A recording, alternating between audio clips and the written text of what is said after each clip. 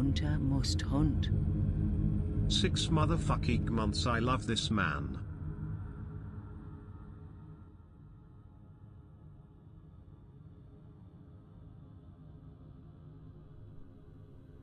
Okay, how we... Oh, that's the wrong... There we go. Probably just adjust the camera just a smidgen. Just a smidgen. And I love you, random citizen. J Beers. I love you as well. 6 months indeed. Wow, my goodness. Welcome everyone back to the stream. Welcome, welcome, welcome. I saw you through TryHackMe. You're a legend. I don't know about a legend, my dude. I'm just another dude who's just trying to learn stuff just like you, PokeFanGames. But I do appreciate it. Welcome. Welcome to the stream. We are live right now. Fingrui Mugulanaf Cthulhu. Really, yeah. Gognoggle Fountain. Actually got to use the set toolkit on a Hack the Box box recently. Yeah, the social engineering toolkit is still used. We use it quite a bit. It's particularly useful because it can clone a website. How dare you keep taking days off streaming? JK, great to see you this Sunday. How dare you keep taking days off streaming? I didn't really take the day off. I just had to take Star to the vet. And the only time I could get her in this past week was right during my stream time. So I was kind of forced to cancel the stream there. But yeah, I get the impact there. Welcome. It's good to see you as well. Night of Dark 94. Thank you for the 2 months. Coco Loco Popo with the 11 months. My goodness. The Eldritch madness is real in chat today, my friends. Had to remove set from my user share and get clone from GitHub to fix it because it was busted. Yeah, that can happen. Usually, I do that with there's a fair number of tools that I end up doing that with, just cloning it from GitHub, even though it's installed by default on Kali, because they tend to be broken or out of date. Enum for Linux is one of them. There's a newer version of Enum for Linux, which is written in Python. Oh, right. Somebody asked me about virtual hosts. Okay, let me explain really quickly about virtual hosts. Is that person listening? Who asked me about virtual hosts and what they are? Who asked me about that? Alfred VI. Alfred VI, you still in chat? Just want to make sure you get the explanation you were hoping for. But so we have a problem with the internet. And the problem with the internet is that there aren't enough IP addresses, okay? And over time, we've come up with a number of ways to mitigate this issue. And one the most well-known way is IPv6. Yeah, and Bellicose gets it right. IPv6 forehead. Nobody uses it. Well, not nobody, but very few people actually are using IPv6, which is a shame because it actually has a lot of really cool features. But IPv6 has so many IP addresses that are possible that it has a lot of possible IP addresses. Okay, but the problem is that it's hard to migrate your infrastructure to use IPv6. It turns out we built everything on IPv4, and moving everything to IPv6 now is hard. It's difficult, and it's not exactly what we'd call. It's a little unwieldy. So one of the other there are a number of other ways that we utilize to have more devices connected to the internet without every single device having its own dedicated IP address. And one of those things we use is virtual hosts. So virtual hosts are basically it's basically multiple hosts present at the same public IP address. That's all it is. It's you have one public IP address, and there are multiple web servers or applications that are accessible from that single public IP address. Now, you may ask, how does when a request comes into that IP address, how does the request get routed properly to the correct application? And the answer is through the hosts header. There is an HTTP host header that dictates which application, which host the request is intended for. And so this is how virtual host routing works. It's important It's important in testing because it's as always with enumeration, you may find other hosts available at the same IP address. You see this in Hack the Box and TryHackMe fairly frequently, where there's virtual host routing occurring, and just trying to browse to the IP address at port 80 is not going to give you anything. You have to put a host header with a host that it expects. Hopefully that's a good enough explanation. And Husky Hacks also, that came to mind to mention, but I'm glad you reminded me.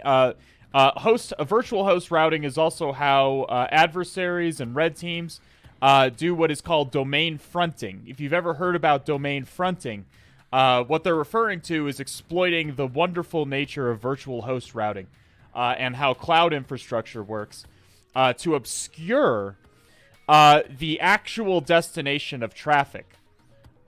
So when a compromised host is beaconing out to the internet, a lot of times what blue teams will use to identify that the traffic is malicious is that it's going to some kind of unknown or unrecognized domain. You have a lot of traffic going to some unrecognized domain, but what if all that traffic was going to, I don't know, Azure.net? Azure.net is a trusted Microsoft domain, right? But what you find is that all of Azure's cloud resources are granted a domain like that. So really all it's doing is reaching out to a cloud resource, but it's a trusted domain, and it's using a host header that once the request reaches the cloud infrastructure, it'll get redirected back to the team server, where it belongs. So that is what's called domain fronting, used very frequently by red teams. Have you ever done hyperjacking? I'm not sure what you mean by hyperjacking, my friend. Origin poisoning is fun too when their cores is not set right. Yeah, I found origin host header poisoning on my host header poisoning and origin poisoning on my recent assessment. It was pretty neat. Let me start up Stream Raiders before we get too deep into this. That is Streamlabs, not Stream Raiders. There we go.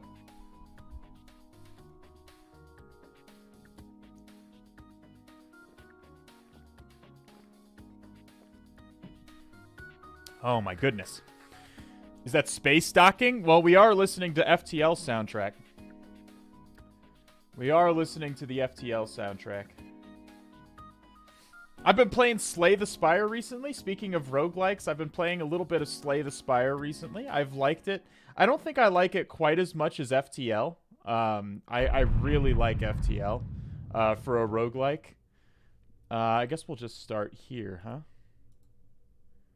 But it has been a good time so far. What I like about FTL is I don't know, maybe it's just that I understand FTL better. Like I haven't I'm not saying which game is better or not. I just have liked FTL more in the past. What is hyperjacking? Hacker takes malicious control over the hypervisor that creates a virtual environment within a virtual machine. Point of the attack is I understand.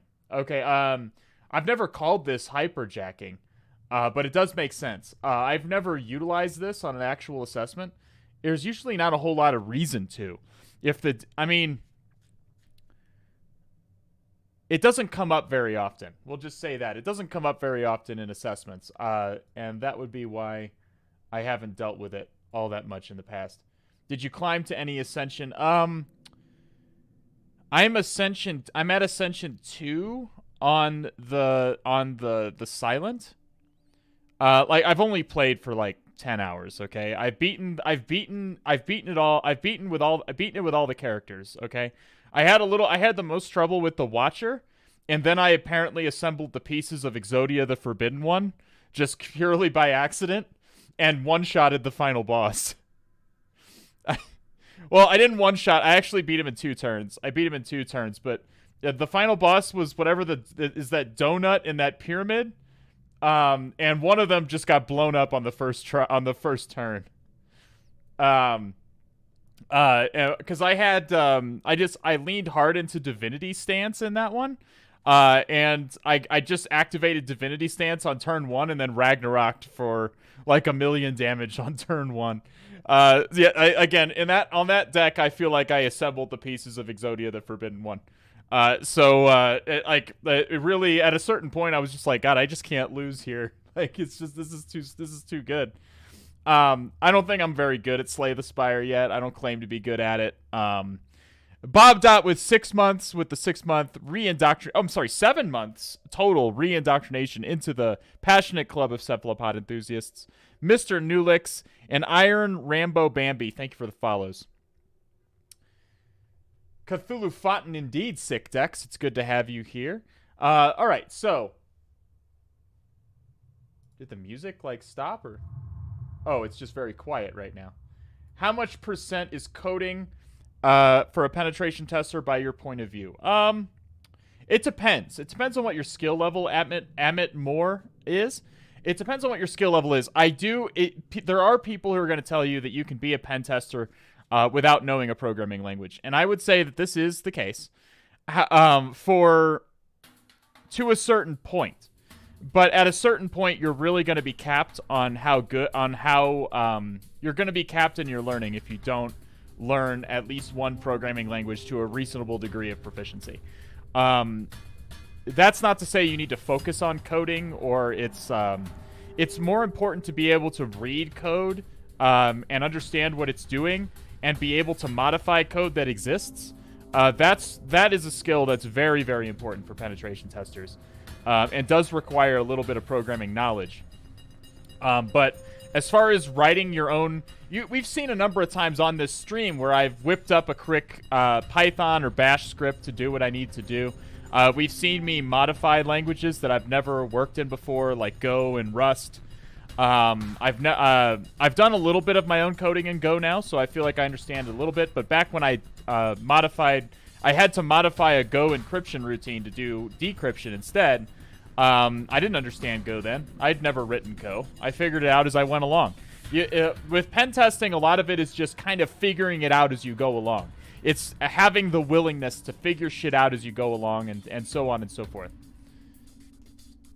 Read and modify will at least get you OSCP and will get you a niche in the industry. However, at some point, you are going to want to learn a programming language of some kind. So I highly recommend that you don't neglect your coding skills. All right. Speaking of coding skills, so I've coded a little something for you guys today. Just a little baby tidbit. I want to show you guys something that I learned recently, and I'd like to demonstrate it for you. I'm planning to use this on a real assessment coming up. I have a social engineering assessment coming up next month, and I'm working on my pretense and my payloads right now. And I think I'm going to do something of this nature. So let me. This is a little bit unorthodox. So let me just take you on over. So before we get started and TryHackMe, I'm just gonna show you a little bit of something here. Just a little dab of something. Okay. So right now I have a web server that is listening on localhost. Very simple. Okay. Very simple web server. Let's go ahead and see what I have at that web server. What have I posted there? Localhost, kecw.html. Okay, here we have a very simple web page. Let me move it over so you can see. Obviously, very, very simple. Very, very simple. It apparently wants us to copy and paste this into our terminal. This is a very innocuous command. We know what this does, okay? We know what this command does. It's just going to start. This is not going to hack Twitch, okay? This is a joke, okay? This is just a joke. All this is going to do is start up Metasploit. That's it. This is only an example. Obviously, my actual social engineering pretense will look better than this. But let's go ahead and copy and paste this. Let's go ahead and copy this into our terminal. And my goodness, it feels... What madness has occurred? They're in, my friends. They've broken into the mainframe. What has occurred? What has just happened? What? We've been KEKW'd. We have been KEKW'd, my friends. Okay, so, you could see right here what command was actually, what we actually pasted, okay? This is actually a tool, CMatrix. You can actually install this, sudo apt install CMatrix. I installed this last night just to show this off, okay? This is actually a tool you can install on Kali. It's in the Kali repo. But how did sudo msf console become CMatrix? How did that happen? Let's take a look-see at the actual source code that we're looking at here. Let's take a look. And you see, okay, so here we have the source code of the page. And we have a little bit of JavaScript here, as we can see. We can see that, Sneaky Al has included a little bit of JavaScript here. So what's actually, what we've done here is this particular code segment. This particular code segment we've labeled this KEKW purely to give it an ID so that I can access this ID via getElementById. So when the user copies and copies this element, we are gonna catch that. We are gonna catch that copy. This little JavaScript is gonna fire, and it's gonna execute this function replace copy, which is defined right here. And basically, we are setting their clipboard data. We are setting the clipboard to this string instead. Does that make sense? Does that make sense? And this event prevent default is to prevent the actual copy from happening.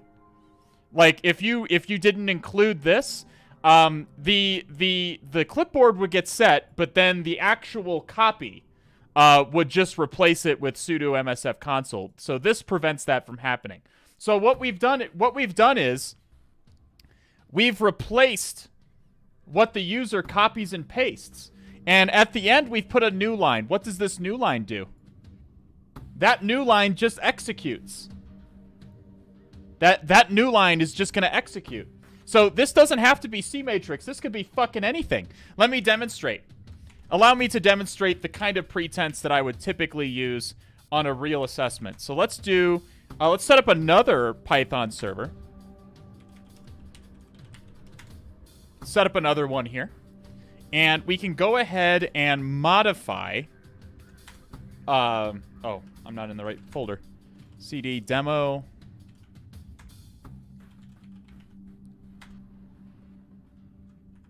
So let's try just curl.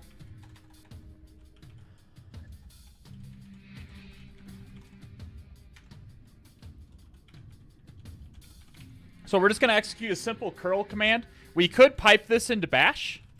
We can also pipe it. We can put anything in here. But we're going to put a semicolon, and then we're going to put clear after it. And what's that going to do?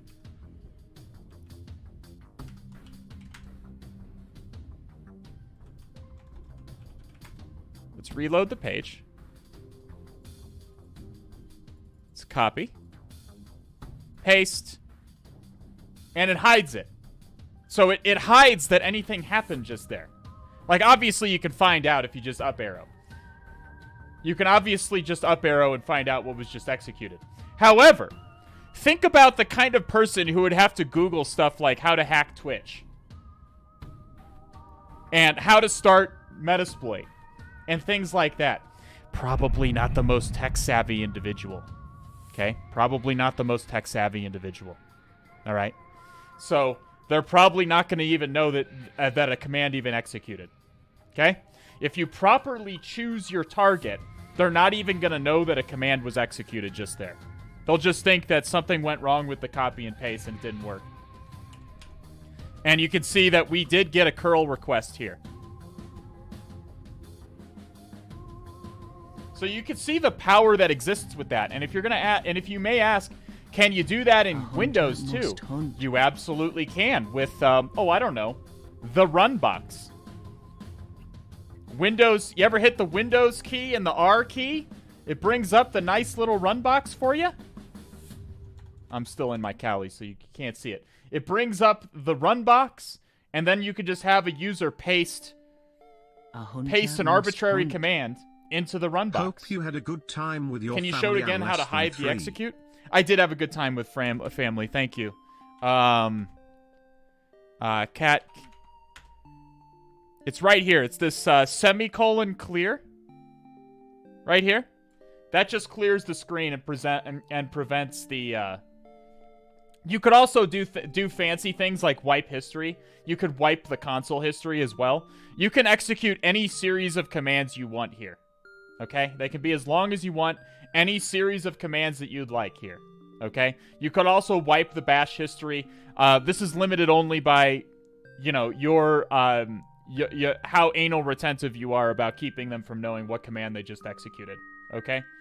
Now, this is obviously, as some of you have astutely pointed out in chat, you can just...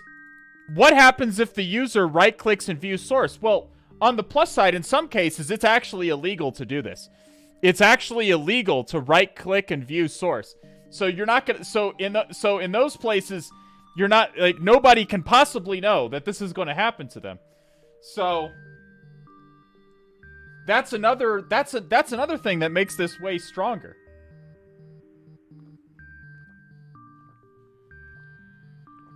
So does anybody have any questions about that?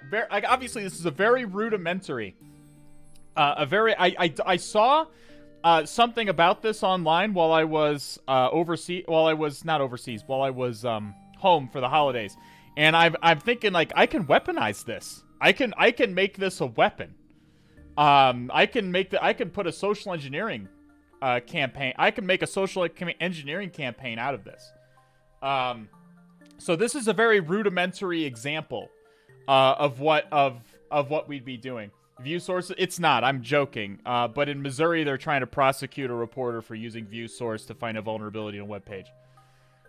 Can you embed JavaScript into an HTA? Yes. Yes, you can.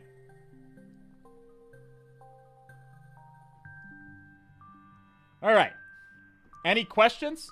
Questions, comments, threats, bribes. My recommendation, and by the way, all of you in chat, all of you in chat who are going, well, I never copy and paste commands out of web pages. Give me a fucking break. I guarantee you, every single person in chat right now, every single person in chat has copy and pasted commands out of a web browser at one point or another. Guaranteed you have. Guaranteed you have. People do this shit all the time. All the time. So do you? Yeah! I'm included. I absolutely am included. That's why...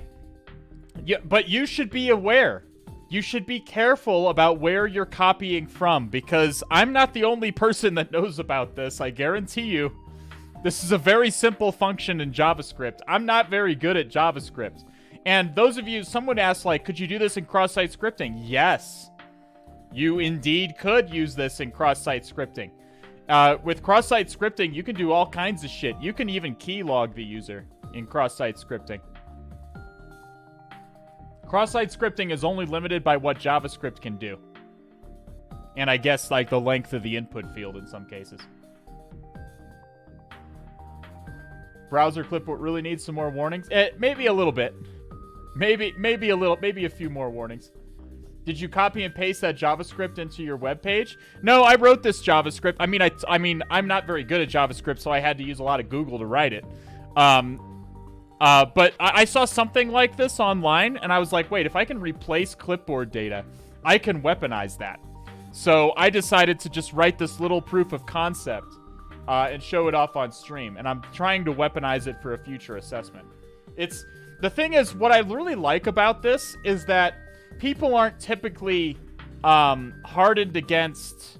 Was it on Bleeping Computer? I don't actually remember where I originally saw it now. I might have seen it on Reddit. I think it was in one of the... I saw it on one of the Reddit network security. Either our NetSec or our Red Team Sec or something like that. I don't remember exactly where I saw it. But I thought it was really cool, so I thought I'd slap this together.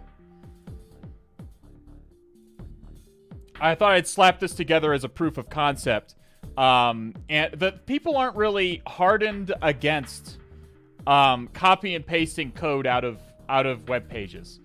I could use this to attack other cybersecurity professionals. I could use this to attack software developers, all kinds of stuff. I think I'll find plenty of plenty of ways to use this little pretense, or to use this little exploit. Xdraggy, thank you for the follow. The Hazy Cracker with the 2-month re-indoctrination into the passionate club of cephalopod enthusiasts. Welcome in. Curlin T, Plague Crafter with the 2-month prime. Welcome back to the All Has Red team, my friend. Susvaris with the 15 months. My goodness. I have had such a good time with my family. Thank you so much. N-Sweep, thank you for the follow. Cthulhu Fountain to you, my friend. Merc Z, 61, thank you for the 7 months. Let's fucking go, indeed. A hunter must hunt. LFG. No JS would work against this, yes. Yeah, you could disable JavaScript and web pages, yes. There's many things you can do to prevent this from happening.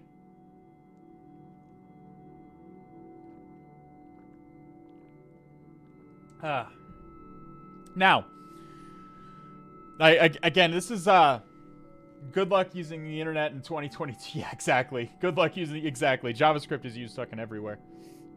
Welcome, Chirag Artani. Bryansky, welcome, welcome. Wonder what happens when you select and drag this? You mean like this? Like, I'm not copying, I'm just dragging it. See, that way it works fine. But I have to specifically copy. See, the hook triggers on copying. It's specifically looking for a copy event. Now, could you, is there an event for click and drag? Probably. Okay. There probably is an event for click and drag. So you could, if you wanted to be a little bit more comprehensive, you'd probably include that. I'm gonna have to start joining you guys on Saucy Saturday. It sounded fun when I popped in. Yeah, we have a good time in Saucy Saturday. They were playing Among Us last night when I popped in.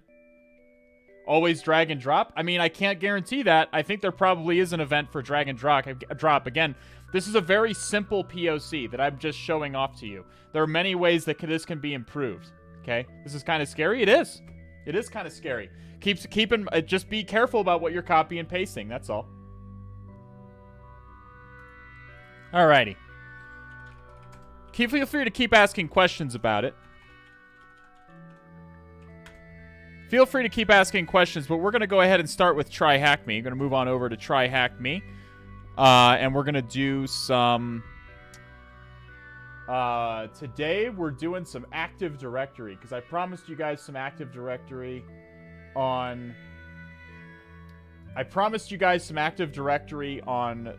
Tuesday, and then I ended up having to skip the stream on Thursday.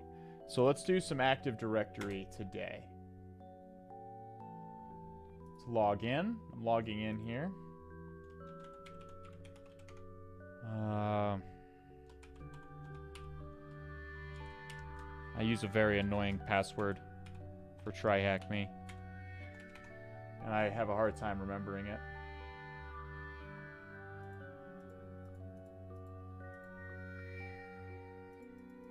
Is the guy on the motorcycle considered a motorcycle in the CAPTCHA? I guess he is, yes. If you paste the command into a text editor, it'll show the same or what is an actual copy. It'll show this malicious string. Again, it's just putting the command into your clipboard and then appending a new line so that if you paste it directly into your terminal, it will execute immediately. That's the idea.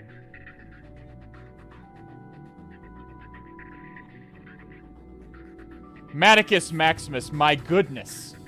My goodness. With 10 more new cult initiates. My goodness. Blast NL, Future 6K, Walter Shen, Matt Bogenberger, EJ Nixon, Alfred VI, AOD, C-Top, Not Zero Famous, and SMFYCM9K. Welcome to the All Has Red team, my friend. Thank you so much for your continued support. of the stream, Maticus. I can't thank you enough. You've been one of my most ardent supporters, and I really do appreciate it. Okay, so we have a couple of options available to us. Let's go ahead and search for Active Directory. Now, we did look at a few of these. Now, there is that, we did see this RazorBlack business here. This RazorBlack business,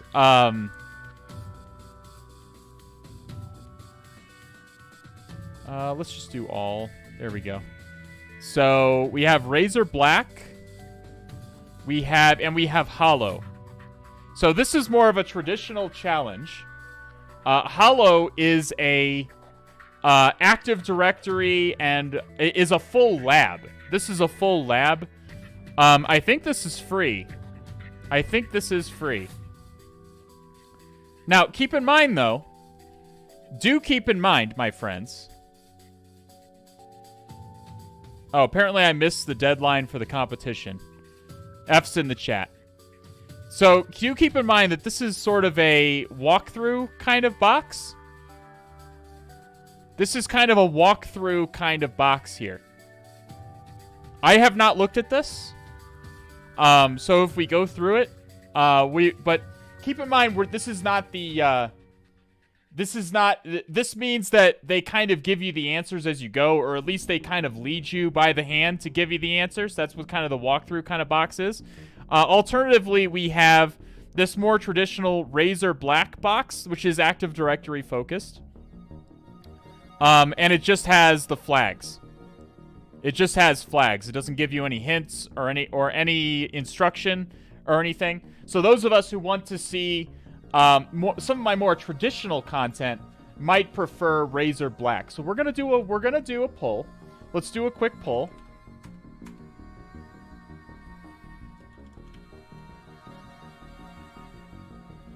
Is it Hollow Live? Was it Hollow Live?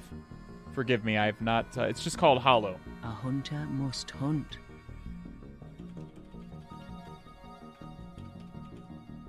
It's RazorBlack.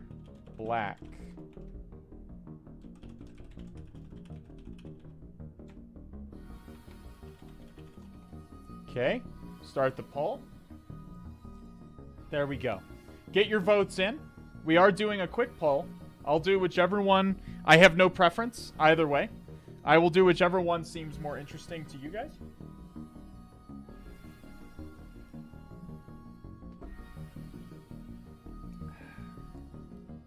Someone said it's not free. It looks free to me. Let's try and just join the room here. Maybe you need to be subscribed. It appears that you need to be subscribed. Yeah, okay, it's subs only.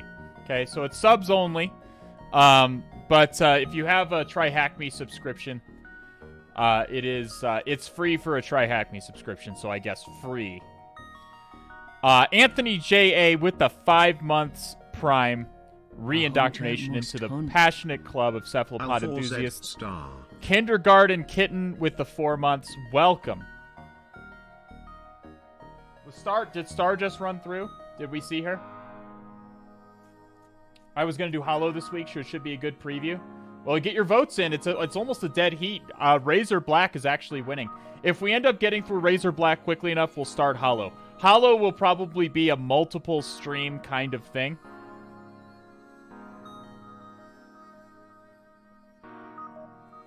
Hollow will probably be multiple streams of exploitation. Is Star okay? She's just fine. The vet, she's been sneezing a lot. The vet thinks that she has a little bit of herpes, and I know how that sounds. But feline herpes is very, very common. Apparently, almost all cats have it. Like 90% of cats have feline herpes, and most of them are asymptomatic. They're mostly asymptomatic, but sometimes when the cat is very stressed, their symptoms can flare up a little bit. So the prevailing wisdom at this point in time is that she gets very stressed by the plane ride. She had to fly on a plane. And she does not like the plane. She does not like airplane rides. She's very scared on planes. And the prevailing wisdom is that she simply has a little bitty flare up of symptoms. Or it could be the transition from the more humid environment from my hometown to the very dry place where we live normally. Thoughts on Pentester Academy CRTP? I've heard good things about it, Mr. Hanso. I've heard good things about it. I'm sure it's a good example. CRTO is also good for AD. CRTO is some of the best value for your money that you're gonna get. I'm not sure how much they charge for CRTP, but for your value, it doesn't get much better than that.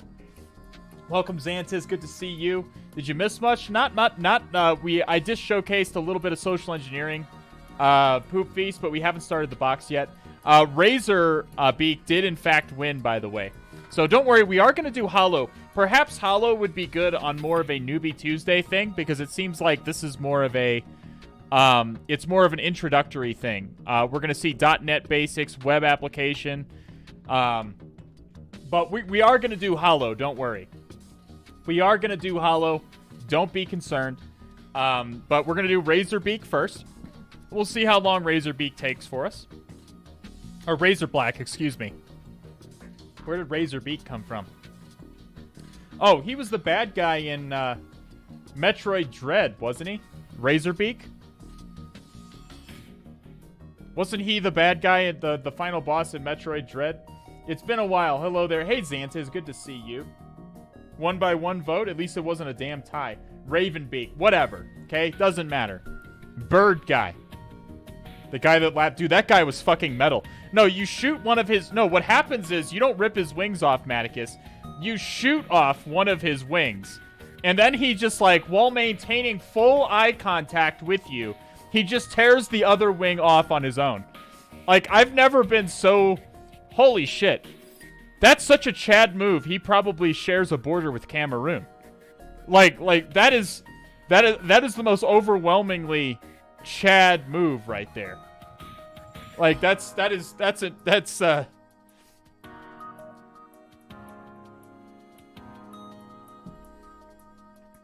Metroid Dread is a good game, by the way. It's very good. If you like Metroid games, it's a very classic Super Metroid-esque Metroid game. Go ahead and get this started.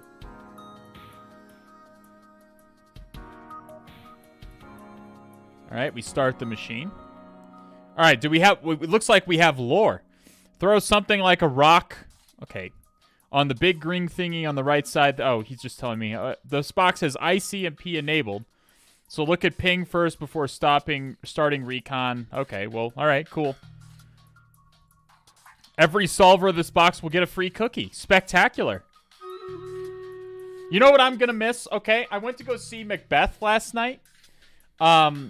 And my I go to a dine-in movie theater, which I very much love. If you know me in real life, you know that my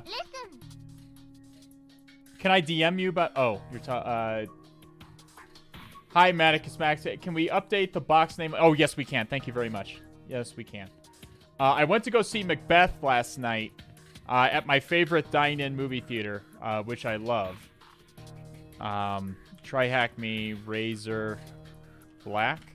And they have a special going on right now for like they have a holiday special going on for like hot cocoa and sugar cookies. And holy fuck, that shit rocked. Like the sugar cookies were like fresh out of the oven and like absolutely pristine and warm and soft. It was the fucking best, my dude. Like it was so good. Like, oh god, I love that theater so much. Is it the actual Shakespeare show? No. It is a feature-length movie, but it was the play just done in a feature-length film format, starring Denzel Washington. I know. Denzel Washington was Macbeth. And let me tell you something. Denzel did not come here to fuck around. Holy shit, did he do a good job. Wow. Holy fuck, dude.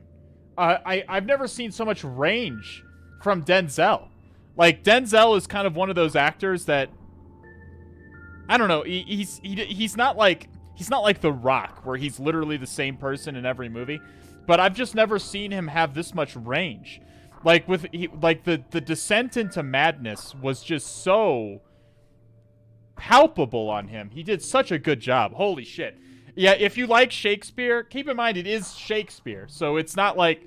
So it was the full play. They moved a couple of the lines around in some of the scenes to fit with the presentation.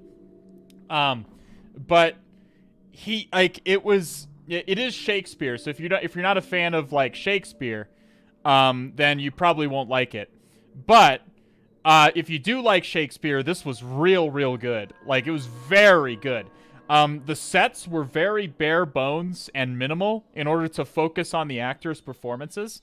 And also it was all shot in black and white and a 4:3 aspect ratio. By the way, I'm talking about this just to give the box time to spin up. It says it's up right now, but usually when you're doing these Active Directory boxes, they need a little bit longer. So not like Spider-Man. Yeah, you weren't like visually assaulted at all times. But it was, God, it was really well done. Holy cow. All the actors did such a good job. And especially Denzel really fucking brought it. Like, holy shit. A hunter must hunt. Bellicose Zero with the 4 months. Welcome back to the All Has Red team.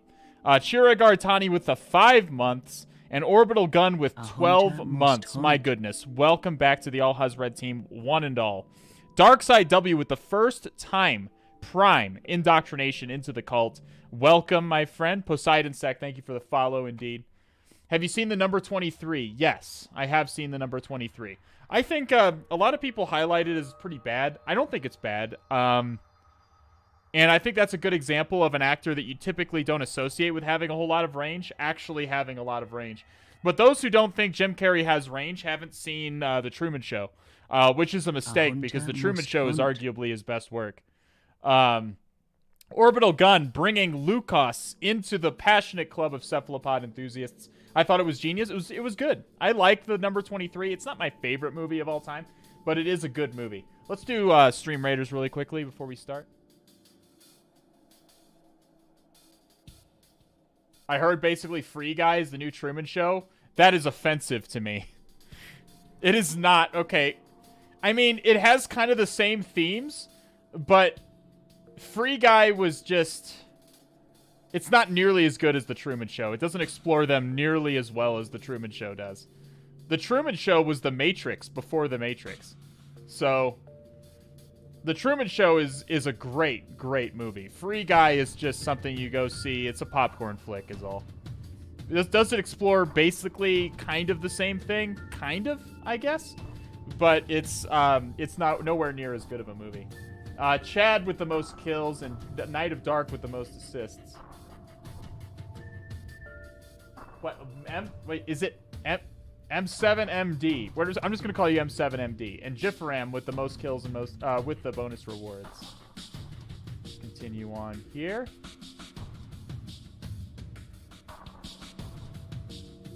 Alrighty, let's get it started. You like it, again? It's often a good idea to give these domain controllers, because usually this is going to be a domain controller. If this is an Active Directory machine, this is going to be a domain controller in most cases. It's good to give domain controllers a little bit longer to spin up, because they do take a little bit. So let's go ahead and ping, see what we get. Okay, we do have, we do get a ping, and we see that the time to live is 125, which does indicate a Windows machine. So we can Nmap, TAC SV, C, TAC V, TAC T5. Before we do that, let's just Mictor Razor Black.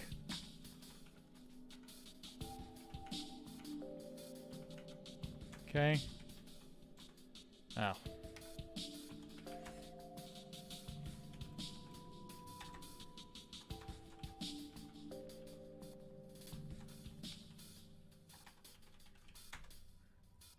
Okay. All right, so we're in Tmux. Let's go ahead and do Nmap, TAC SV, TAC SC, For default scripts, TAC V for verbose. Let's make it go faster because domain controllers are often going to take a little longer, so we'll give it TAC T5. TAC ON Nmap. And I think that's all we want as far as the switches. So we do see common ports associated with Windows machines. And we do see port 88, port 389, port 636. The 389 and 636 are LDAP. And port 88 is Kerberos. We do see 3389, which is remote desktop. So if we find credentials, we have a place to log in. I don't see any web servers just yet. Have you seen the Nopac stuff? I have. In fact, I keep meaning to show that off on stream. Taggart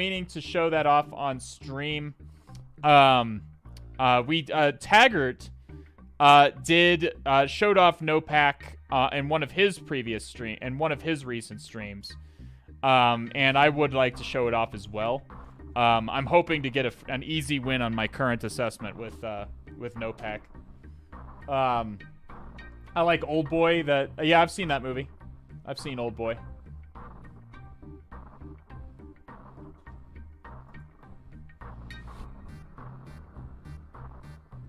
Let's see. Okay, so let's do crack map exec. SMB. Put that in and let's try and do that. Just see what we get from here. We see it's Windows 10 build 17763. The name is Haven DC.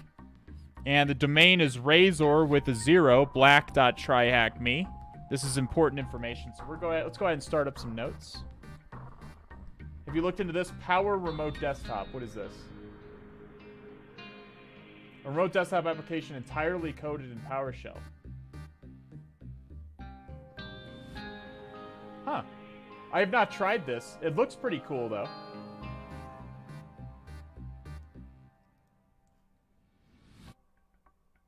Looks pretty cool. You could even run this. On Kali, because Kali has PowerShell installed by default. Especially, I think you have to install the large tools at installation, the large tool set at installation in order to have it by default. But you can install it with apt-tac-y install pwsh. That's how you install it. You can install PowerShell on Kali as well. I was going to start up notes. Let's get my notes going. Oh, right. I moved all my shit around. Open folder as a vault. I moved my projects. I moved my folder I normally keep all of my stuff in. So I'm having to slowly change all my paths to point to the correct location. Now, notes. Select folder. There we go. Okay. TryHackMe, new note. RazorBlack. Alright, so let's go ahead. Let's just copy the whole output. This does have important information. We need to know the NetBIOS name of the DC. We need to know the domain name. These are things we need to know to do Active Directory-based attacks. So let's go ahead and paste this crap in. Like that. Okay. Al taking notes is a New Year's resolution. I mean, I always try to take better notes. I know I don't take enough notes. I know it because every time I need to come back to, I remember something on a box, or I encounter a box that I encounter something that I know I saw in a box, and I don't remember which box it was, and even if I did, I didn't take enough notes to remember how I did it and all this stuff. I need to take good notes. And I need to be a good example to all of you degenerates. Okay, so I am trying to take more notes. So we can do... My goodness, 5 more cult initiates. Jay Malone has brought us Compendium 666, M. Jewel, Nick Spreckbar, Jorian Karstark, and Seashell on the Seashore. Welcome to the All Has Red team, my friends. Just graduated from college and landed my first job as a cybersecurity analyst. That's awesome, my dude. All has read Dracos and Jay Malone. Congratulations. It's truly invaluable to me. I don't know where I'd be without your streams inspiring me to get better at my craft. Hey, that's such high praise, my dude. Thank you so much. I'm so happy that I could be an inspiration for you. That's my entire reason for doing all of this. I hope you have a good. I hope that job works out for you. It's a good stepping stone into the industry. Anyone have more experience? Downsides of having Ubuntu instead of Kali? There are none. Other than the pre-installed tools. I mean, you don't have a live environment. Kali has a live option, which is useful. But that's only useful if you're running it from like a flash drive or something like that. Parrot OS is something a lot of people use. Some people use BlackArch. But some people just use regular Debian.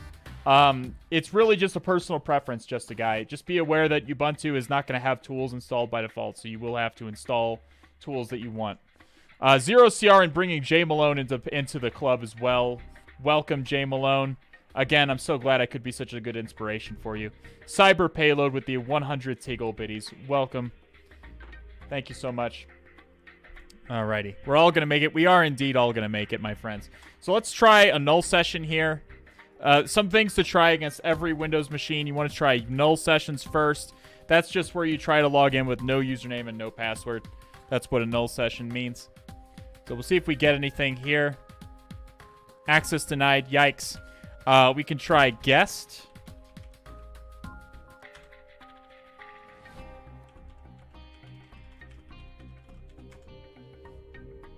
Account disabled. Okay, so no free wins here. No free lunch with this box. Let's see what we have. We have quite a few ports open. We do see some things interesting. I do see NFS.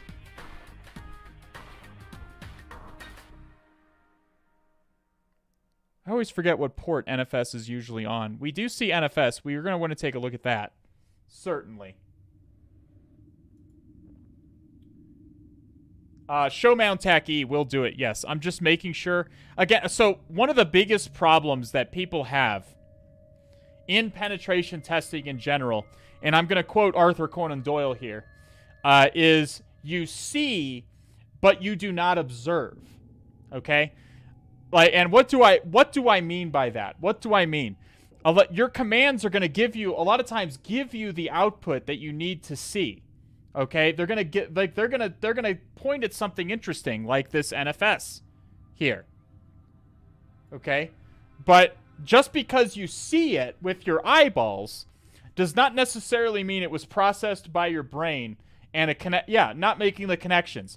You must see and observe both things. Okay. So we can do, one thing we can try is we can do RPC client on this thing. I normally don't like it, RPC client, but we can give it a try. I need to get better at using RPC client in general. We see the DNS computer name, all this interesting information here. We can go ahead and, let me scroll out so that I can... Let's just copy all of this into the notes.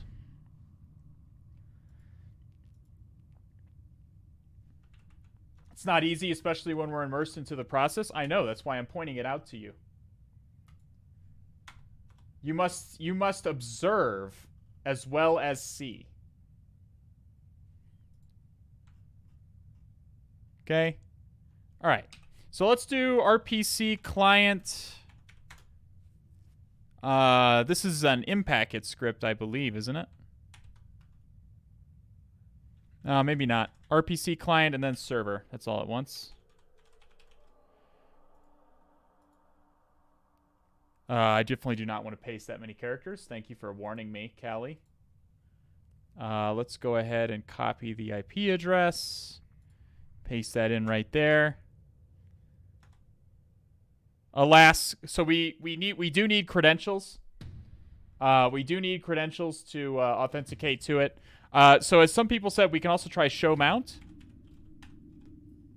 To look at this is going to note that We did note that this NFS share was here, so we can do this. So we do have an exposed server here for us to mount. So we can do let's mkdir mount RazorBlack, and correct me if I get this command wrong.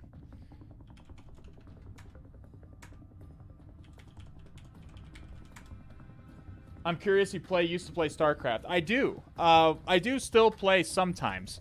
Not all the time, but I play with my brother quite a bit on time and again. I used to play a lot more back in the... I used to play StarCraft quite a bit more back in the early days. Back in the early days of StarCraft 2, I was very much into StarCraft 2. If you're wondering what race I played, I was a Protoss player. These days, I usually play random. Do you lose often to your brother? My brother is a Masters player, so yes. Well, we usually don't play against each other, although we have. We usually play on teams. We usually just do co-op. We usually do co-op, and we sometimes play teams against other people and do like troll builds. My brother was a Masters League player, and I topped out at Diamond. And I haven't practiced hardly at all. I think if I really pushed at it, I could probably make Masters, but I don't play nearly enough for that anymore. Sudo mount. Good. I have a NFS command. I have a mount command for an NFS share.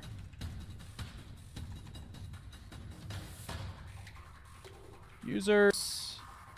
And on mount RazorBlack. So we're going to mount that NFS share that we noticed right here.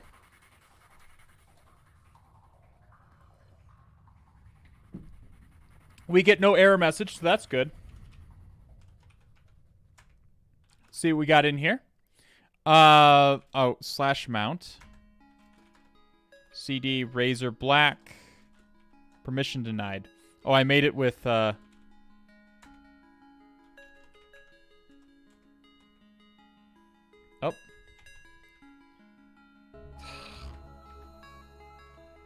There we go.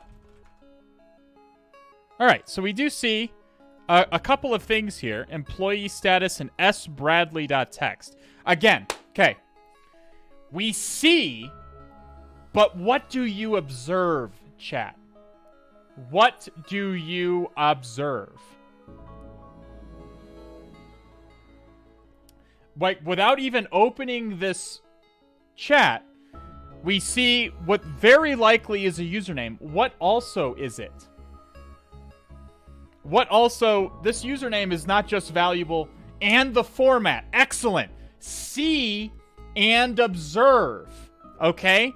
Not only do we have a username here, we have a likely naming scheme. This is extremely valuable. Okay? This is extremely valuable in Active Directory-based attacks because of password spraying and so on and so forth. Externally, if I'm coming at a client from an external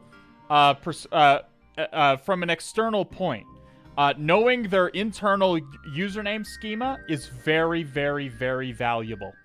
Because that greatly empowers my password spraying abilities. Okay.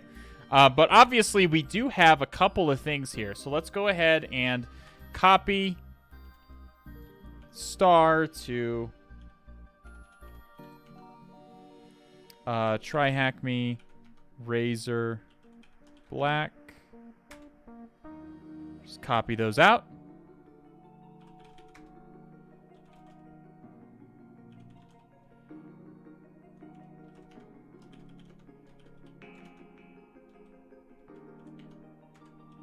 Okay, so let's look at sbradley.txt first. Permission denied, because I made it with root. So, sudo chown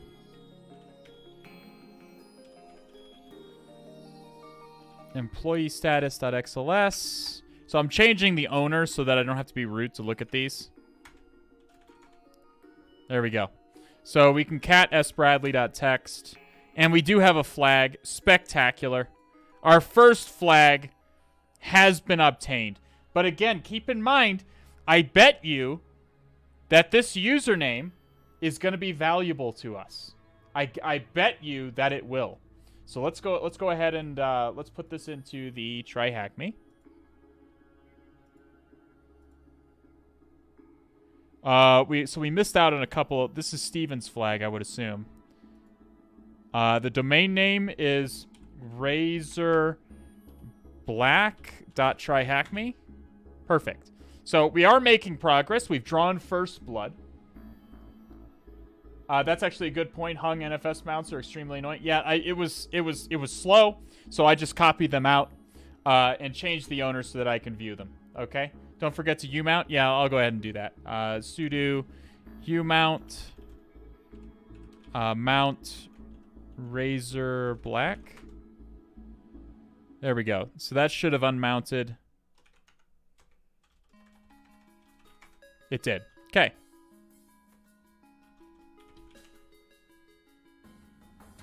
RazorBlack. There we go.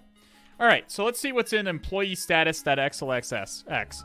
Now, unfortunately, this is an XLXX file, which means that it's a zip file, actually. So we can file employee. It's a compressed file. You can see that it's a Microsoft Excel, so I will have to open this in Microsoft Excel. It's just gonna give me nothing here. Yeah, see, if you try to less it, it's gonna be binary. And that's because it's a zip file. These Microsoft Office documents and NX are actually zip files that contain all kinds of XML data of that comprise the actual document itself. So let me copy. I guess I'll go ahead and trust this and assume it's not not some kind of fish. Because I guess TryHackMe is probably trustworthy, huh?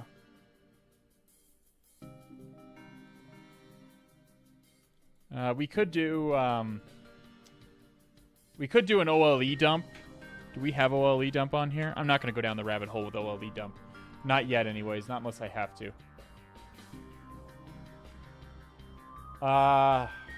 Where did I put it? It's in projects, employee status. Oh, it's not password protected. That's nice. So here we are. Yeah, I know my Microsoft Word is deactivated. Thank you.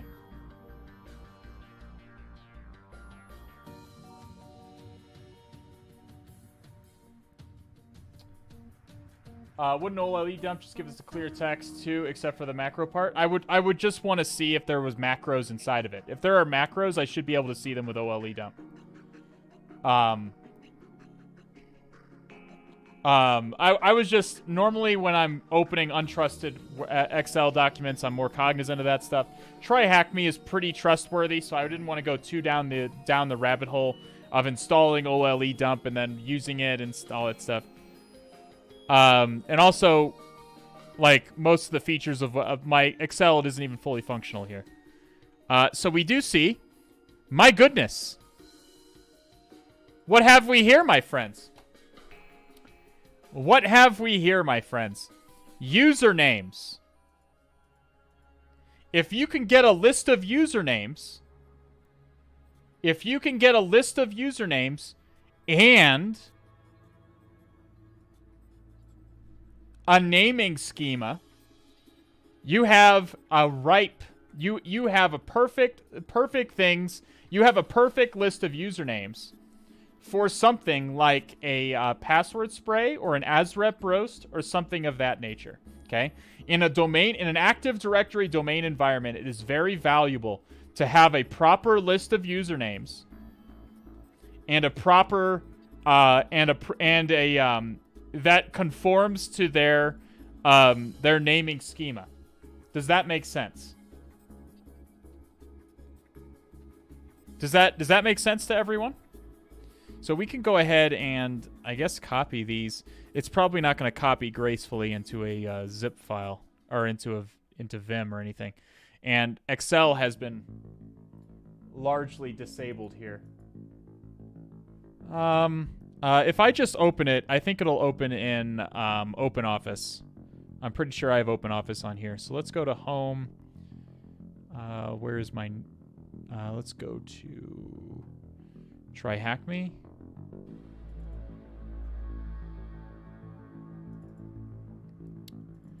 I should have opened it in OpenOffice. My bad.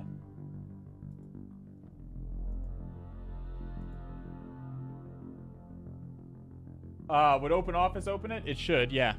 That's the point of it.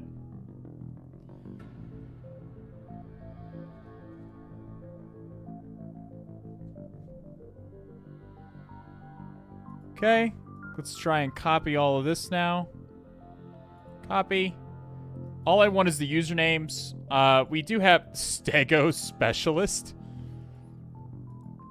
So, what this could be is some kind of an indication. We do want to note, like, okay, first of all, this is not a job. First of all, this is not a job. Don't be like, dude, some of you in chat are like, dude, Stego Specialist. Stego Specialist sounds fucking awesome. It's not. What they're probably doing is hinting that there's going to be steganography later in the box. Okay. It's probably hinting to us that it's going to be steganography later on in the box. Okay, so let's keep that in mind. If we come across any images, we're probably going to want to try and look for steganography on them. Okay. We do see some RE, some Tyson Williams reverse engineering. Yeah. So let's go ahead and vim employees.list. Paste those in. Oh, that pasted very nicely. Okay, so what was the... Oh, God. We have all kinds of white space. Are these just tabs or are these spaces? There's a quicker way to do this. I'm just doing it this way.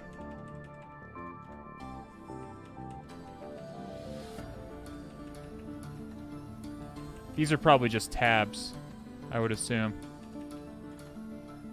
So there's probably a really easy search and replace that I can do to remove them, but... Okay, so was it S. Bradley? So let's just, for every one of these, let's just take... Again, there are quicker ways to do this, but this is a short username list, so I'm just going to do it this way. S. Bradley. You could just do a regex, where you take the search and replace, where you just keep the first...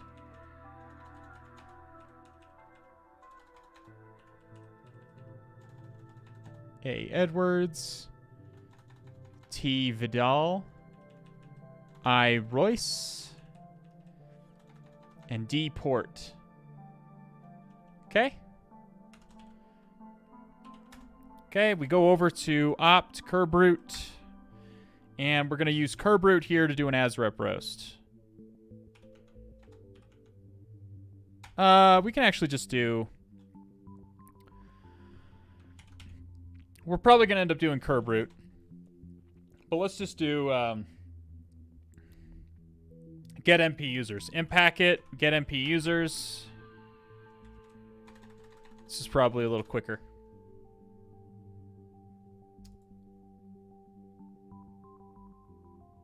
Replace space with nothing. It's not just spaces, it's tabs. It's I think there's a way to, there's a shortcut for all white space, but I just wasn't I'm just trying to go fast. And like I said, I know there's a quicker way to do it. I just chose not to. I'm trying not to go down the rabbit hole and like confuse people with like, God damn it. So it didn't copy. Did it copy? I would have done it the same as you. If it was a longer username list, I would absolutely have used Vim. I just might have had to do a little Googling really quickly to figure it out. I just elected not to do that in this case. In this, because it's a short... Will you please copy? I'm getting scammed by TryHackMe. They're replacing my clipboard, okay? The TryHackMe has learned my tactics. TryHackMe has learned my tactics. Okay, here we go.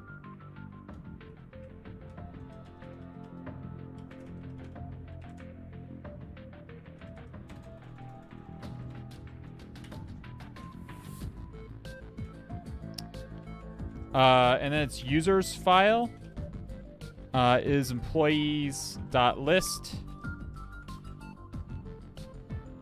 And then it's RazorBlack.TryHackMe. Domain should be specified. I did specify the domain.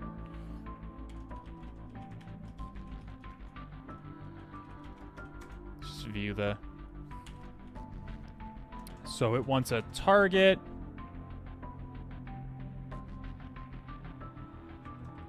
So it wants domain with a slash after it, maybe? Maybe it wants domain with a slash after it. Okay, it's picky. And my goodness! My goodness! T. Williams! T. Williams! My goodness! I'm sure this will make a very fine addition to our collection. Once we crack it. Vim T. Williams .hash.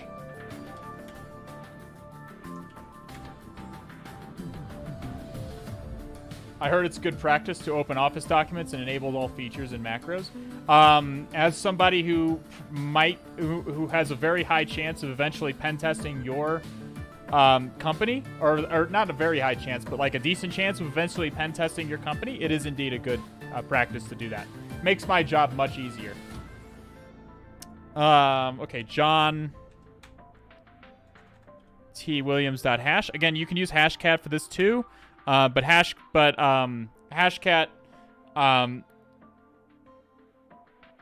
I have Hashcat on my Windows host, but it does not like, Hashcat does not care very much for the streaming software that I use. It has crashed the stream 2 or 3 times now. So I try to just use John, at least on the stream. In real life, I would use Hashcat. So my goodness. A fine addition to my collection. This is indeed a very fine addition to our collection. So let's go ahead and T. Williams. And it's roast potatoes. A very strong password. It's T. Williams, right? Yeah. T. Williams, roast potatoes. Okay. Does anybody have any questions about what we just did? Hashcat is more powerful than John. Hashcat is GPU enabled, as in it will use your graphics card, which does tend to make it more effective. Jumbo John is also GPU enabled, but the problem is that because I'm in a Type 2 hypervisor, this is just VirtualBox. This is a Type 2 hypervisor, which means it is unable to access my graphics hardware. Okay. I have a question. Let me type it. Sure, absolutely. Zan Leandri. I'll take a little bit of a breather here. We'll do Stream Raiders really quickly. So what happens when the password isn't in rocku.txt? First of all, it's rather common even in the real world for the password to appear in rocku.txt. Okay. Second of all, it's generally agreed upon in the CTF world that if you have to crack a password, it's usually going to be in rocku.txt. That's that way people don't spend days trying to crack passwords that aren't meant to be cracked. Sometimes passwords aren't meant to be cracked. That's just a little like general unspoken agreement that we have in the CTF world that if a password's meant to be cracked, it'll be cracked in rocku.txt. Unless you're doing some kind of a password cracking challenge. If iVitrova also doesn't have pre-auth not set, how come it didn't query the hash for iVitrova? What's the difference between the one you cracked and iVitrova? Did we get an error for iVitrova?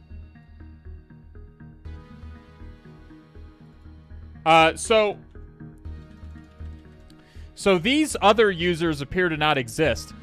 User iVitrova does exist, but it doesn't. She requires pre-auth. Or Elvitrova requires pre-authentication. The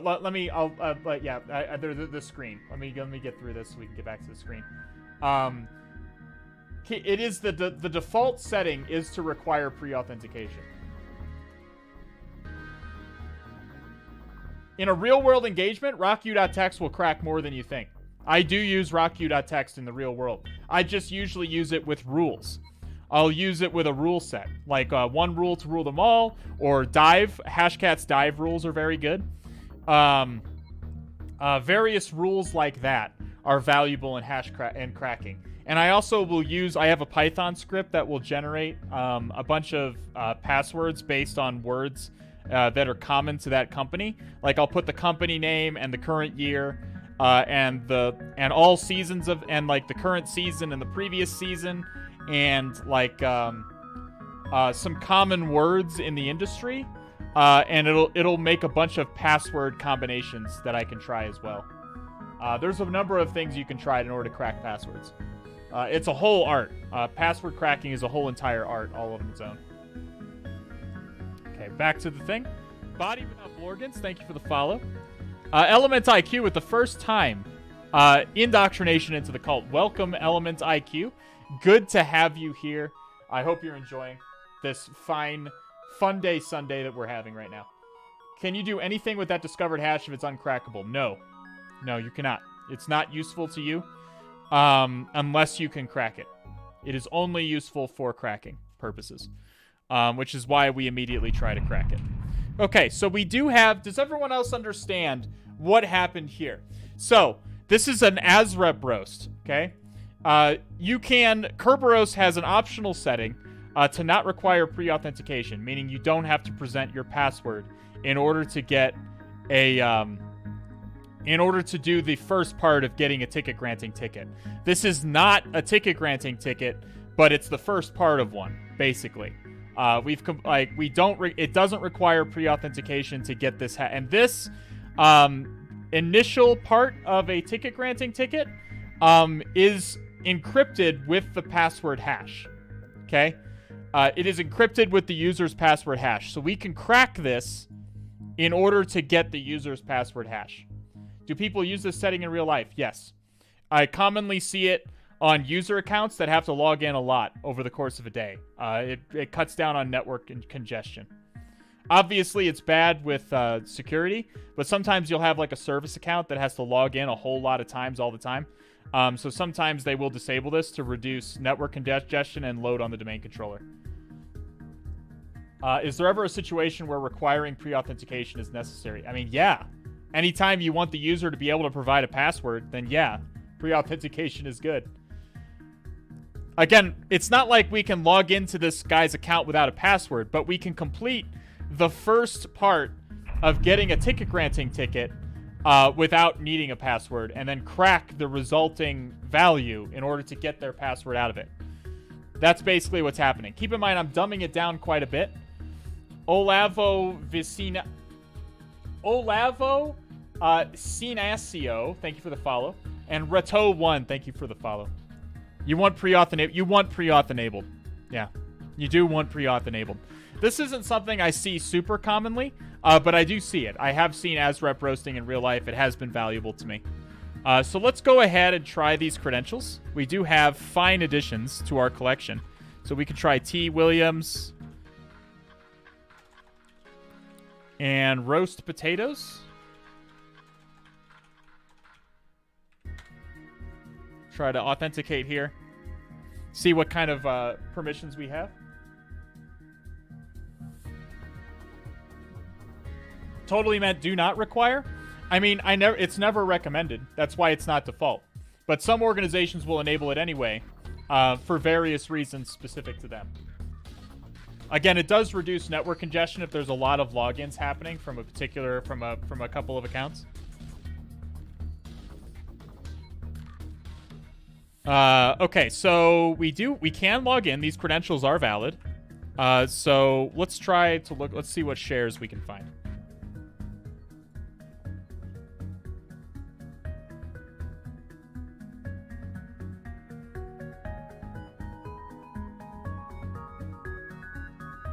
Hey, Kachalimbu, good to see you.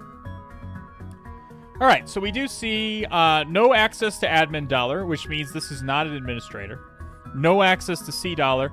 We do have read access to IPC dollar, and there's this interesting trash share, which we have no permissions on, but is interesting anyways. We can also check these two shares. The most interesting one is this IPC dollar share at the moment. Because we can do... Why... What does being able to read the IPC dollar share do for us, friends?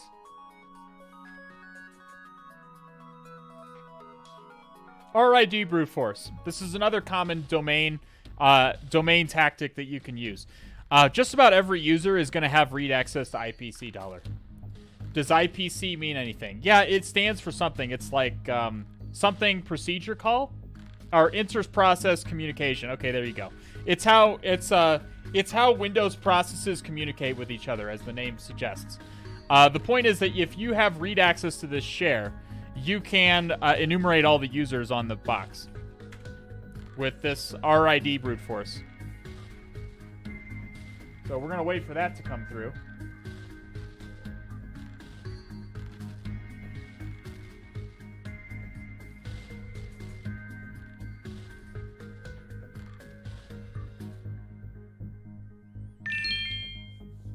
At Alpha4ZR3D, what is the difference between read brute and user when trying to enum users with CrackMe Bexic? Is there... I've never used the TAC user. I've never used the TAC user option. Is that... What is the TAC... I don't know what it does. Let me take a look.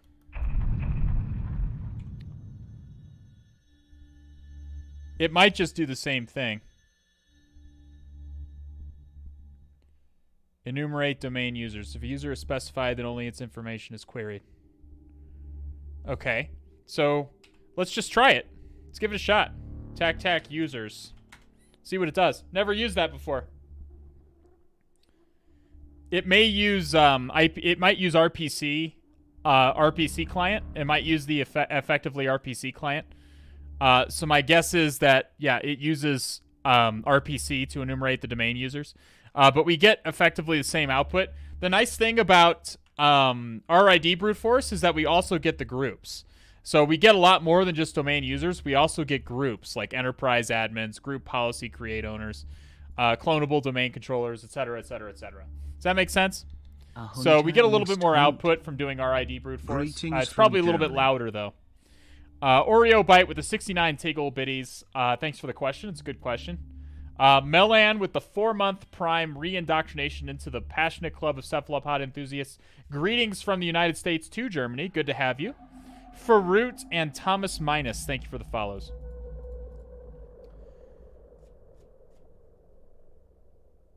Okay.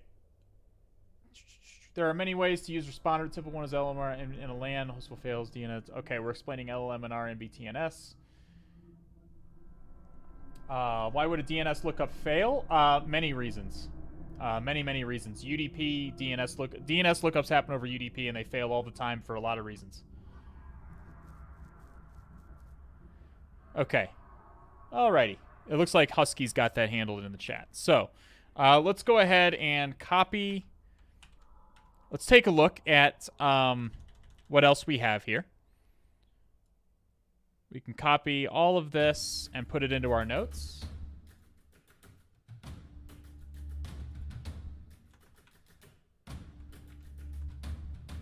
Yeah, sometimes machines are removed from the domain. Sometimes machines are added to the domain, but they might not have been added to the DNS server yet, or something like that. That's also something that can happen. Like, especially in large networks, machines are being added and removed from the domain all the time. Okay, so what users do we have here? We have... It looks like only 4 user accounts, huh? Zyan, XYan1D3, L Vitrova, S Bradley, and T Williams. We can see if we have any WinRM access with T Williams here. With our good friend T Williams.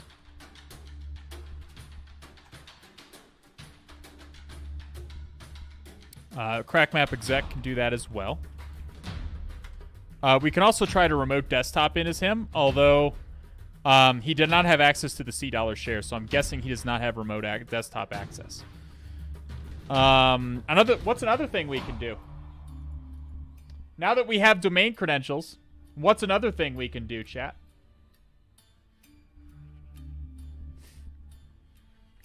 There's this is kind of an open-ended question. I'm doing this to highlight to you that there's a lot of shit you can do once you get that first set of domain credentials.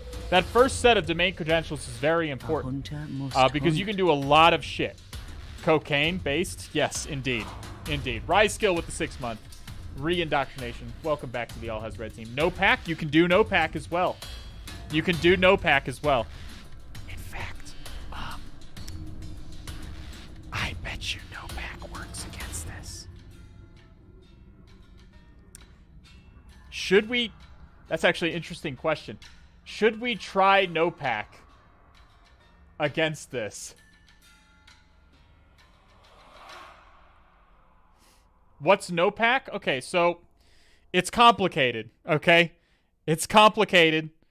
But essentially it allows us to it's kind of exploiting somewhat intended functionality in Windows.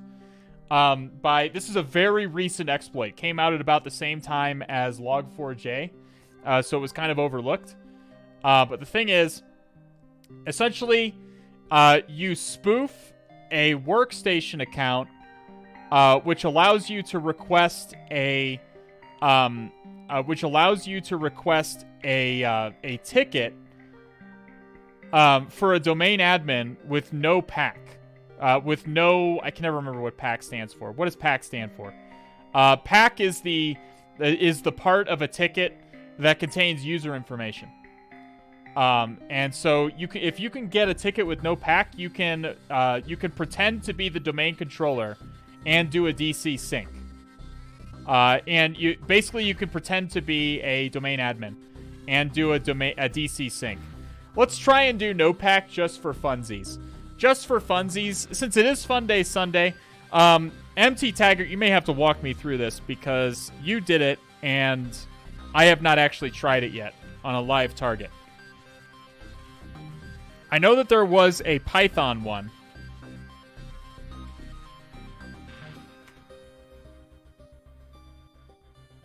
I'm not, okay, Sam the admin.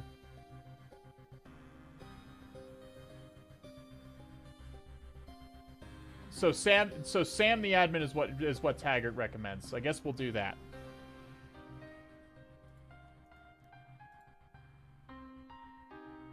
Let's go ahead and clone it.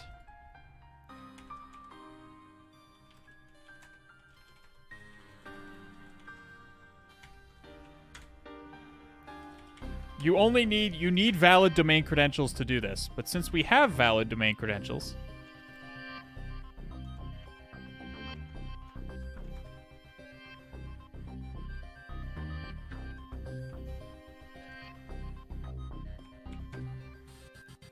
all right, what does this want?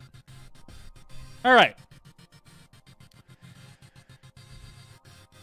It looks like it's basically using Impacket, which makes sense. And what is this actually going to do? Fuck it, we're just firing it. We're firing it. Let's do it. Okay, so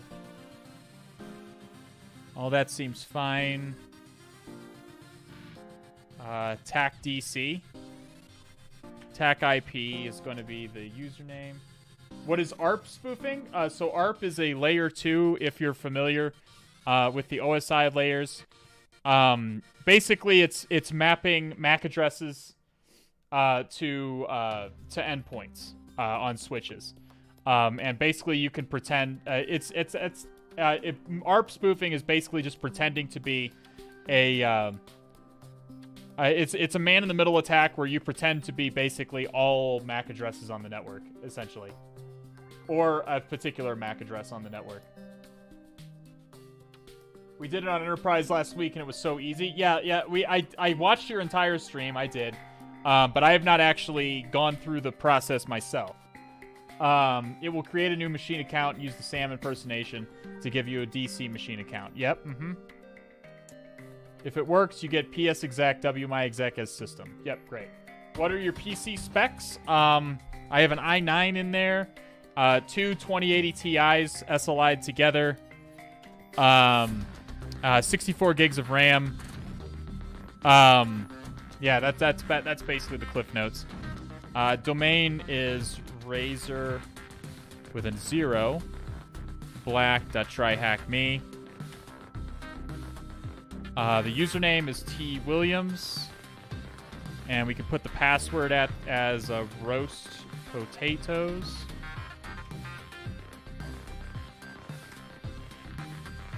Let's fire it off and see if it does it. Okay. Trying to impersonate a domain administrator. Okay, successfully added. Huh. Well, I have to run it with sudo. My bad. But it did work. It did work.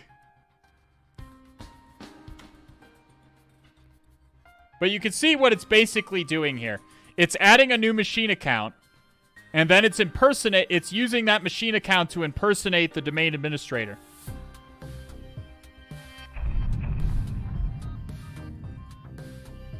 Wait, it just worked a minute ago. Maybe it doesn't work twice. Does it not work twice? Let's just reset the box.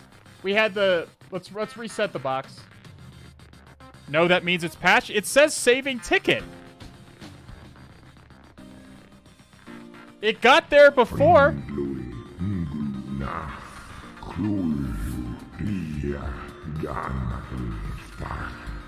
It didn't get to saving ticket here. It didn't get to saving ticket where it did before. Look. We're going to reset the box and try again, okay? We'll reset the box and we're trying again. This is for science, okay? Besides, the box is going to terminate in 6 minutes anyways. The Windows boxes always terminate before I'm done with them. For some reason, extending the machine boxes. Does Nopac use spoofing? It does pretend to be a machine account, yes. It pretends to be a domain admin. We're just going to redeploy. It says it's patched, though. It does say that. But look, it got past that before. It only failed here because I wasn't running it with sudo and it couldn't write the ticket. But the ticket was correct. Or the rest of the exploit worked.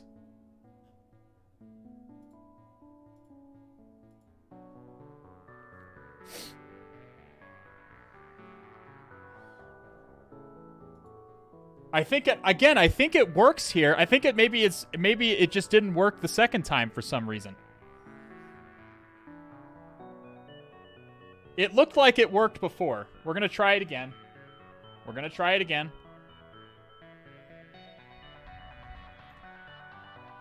All right, but while we're waiting, using Kerberos tickets with Impacket. I know it needs to be saved in an environment variable, but I don't remember what this one. I just need to know what the environment variable's name is. You have to save the location of the TGT in an environment variable, and that's all we need to do. We're waiting for the box to start back up again. Let me get water really quickly.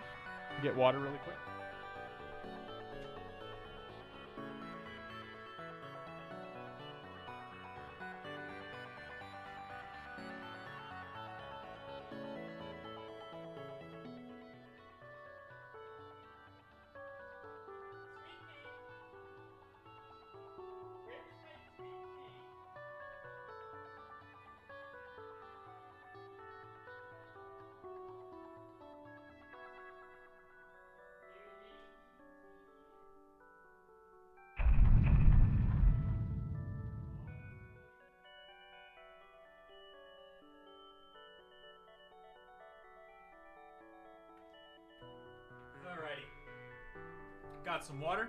Box has started back up again. Let's try it again.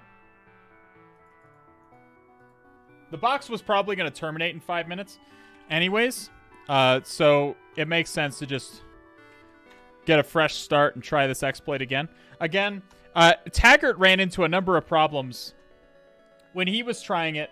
Taggart, he's in chat right now. I don't know why I'm talking about him as if he's not here. But Tag ran into a number of problems when he was doing this exploit, where the exploit just said it was patched, but it really wasn't. And there was a lot of speculation on if Windows' server images are patched, even if they're old and don't have any hotfixes and stuff like this.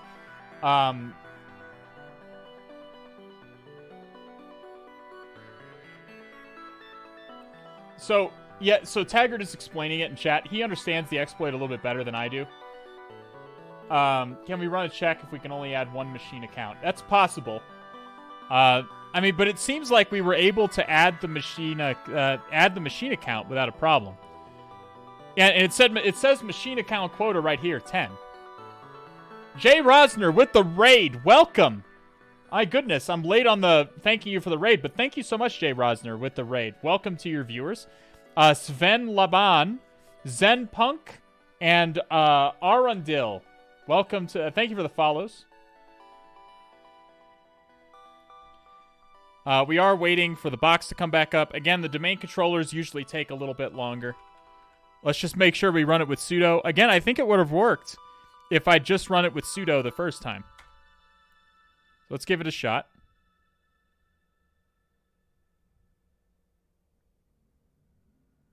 Again, the DC might not be fully up yet. Let's give it a little bit more time. The DC, it normally does take a little bit longer for the DC to come up. The IP address change? Oh, you're right. The IP address did change. How silly of me. Good call. Good call. The DC normally does take a little bit longer to spin up than most boxes.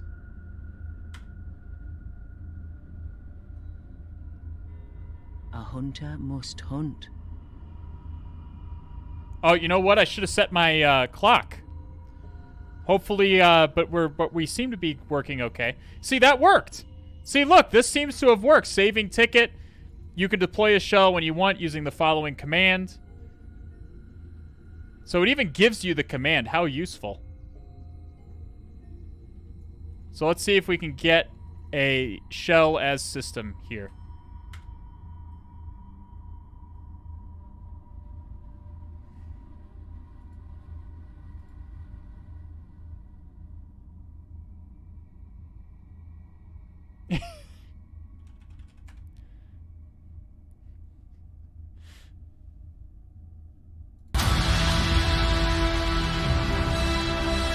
Look, it worked, okay?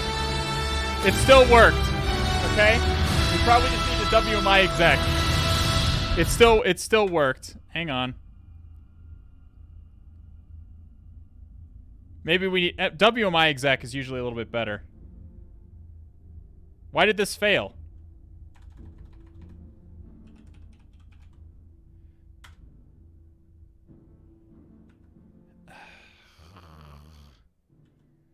What's WMI exec is different? Let's just WMI exec has different. Oh my God! Stop.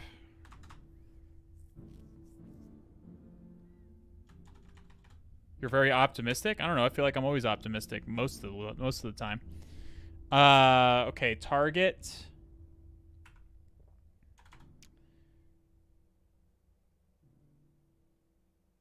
Tac, so we're going to do tac K, tac no pass.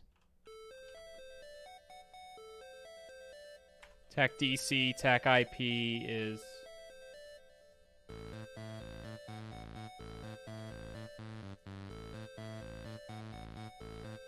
Okay.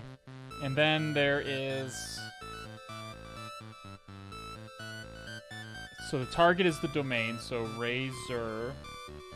RazorBlack.TryHackMe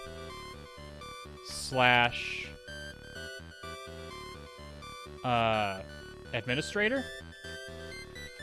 It was administrator, right?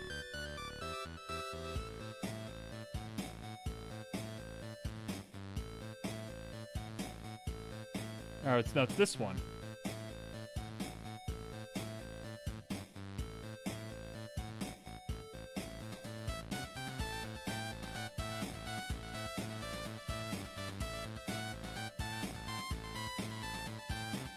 He badly wants... Yeah, no, I wanted to... I'm sure it works. Don't get me wrong.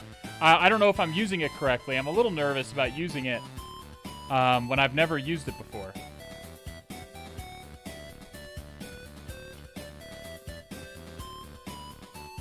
It's just cool if it works, because it's a recent exploit.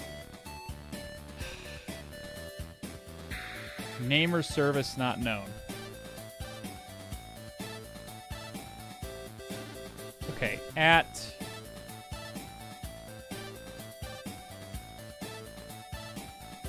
this.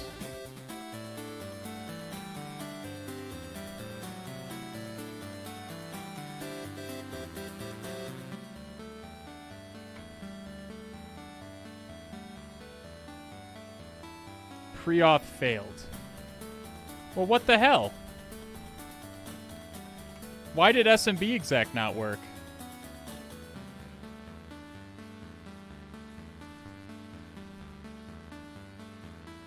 No, you didn't get pre-auth. I mean, it looks like the ticket. Okay.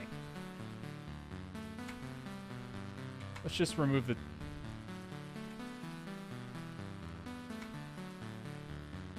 sudo ntp date. This is something I should have done ahead of time. Just to make sure that this is not a problem. I don't think it is. I think InPacket would tell me. Okay.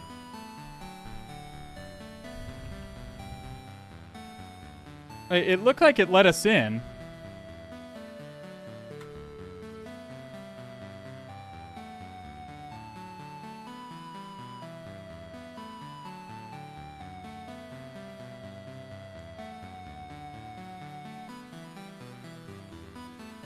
Okay.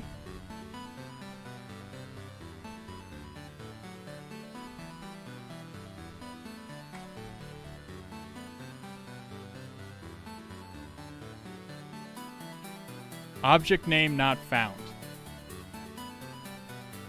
It seems like it's working. Taggart, did you get PS exec to work for you? Or SMB exec or whatever?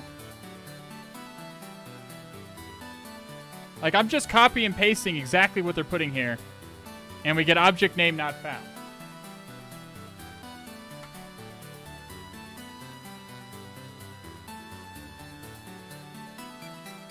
Should be the same target. So just to try InPacket PS exec. Is it InPacket PS exec? It is.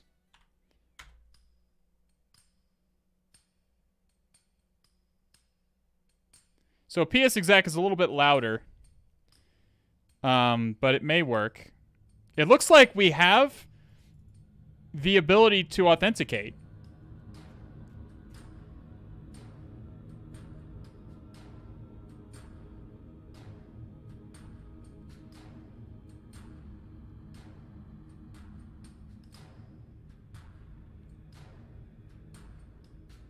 I think Defender might be knocking this over. Well, that it's possible. That actually is possible. I hadn't considered that, but that's possible.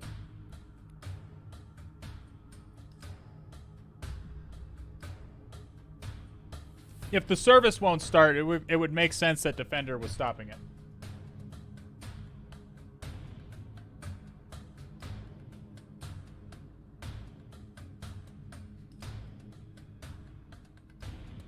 But if you can write to the admin dollar server, you're there? Yeah, no, I agree, I'm there.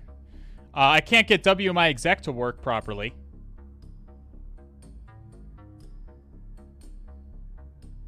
But the ticket does work.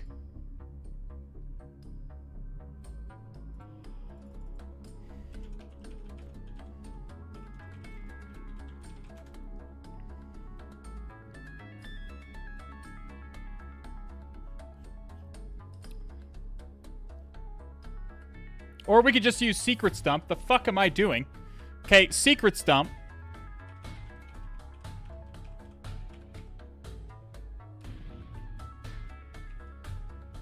The fuck am I even thinking? I'm just gonna secret stump.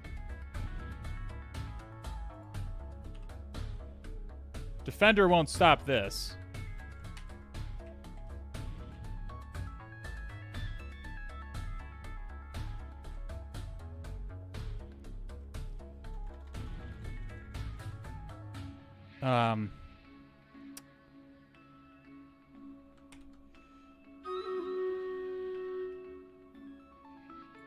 I guess this?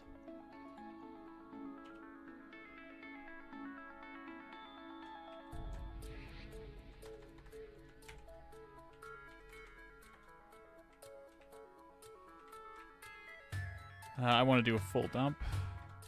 We'll do attack K for Kerberos. And attack. And then TCIP.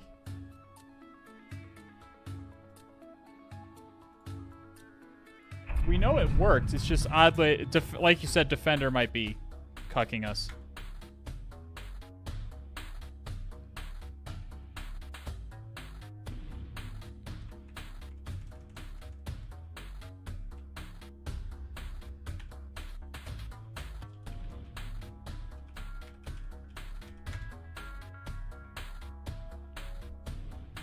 Am I doing this correctly?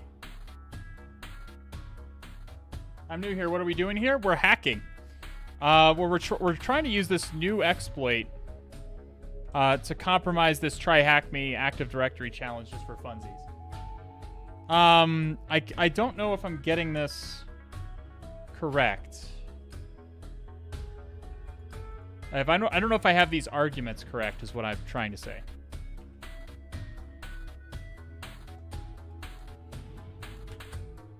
Come on.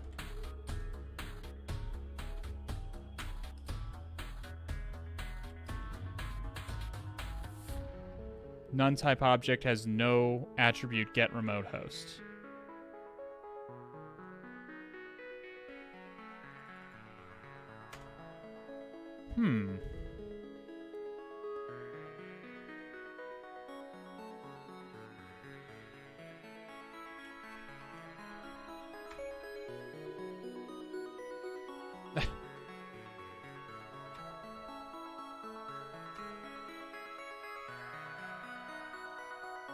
Yep.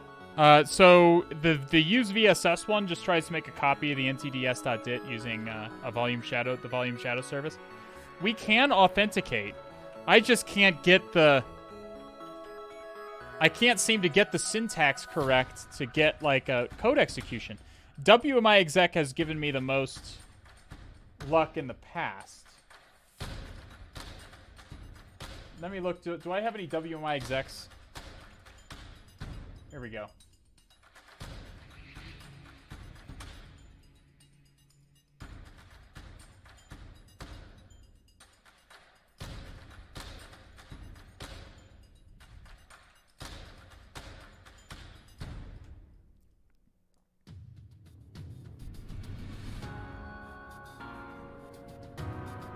Okay, impact it WMI exec.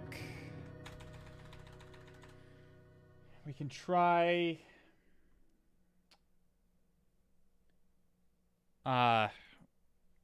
is it going to be this?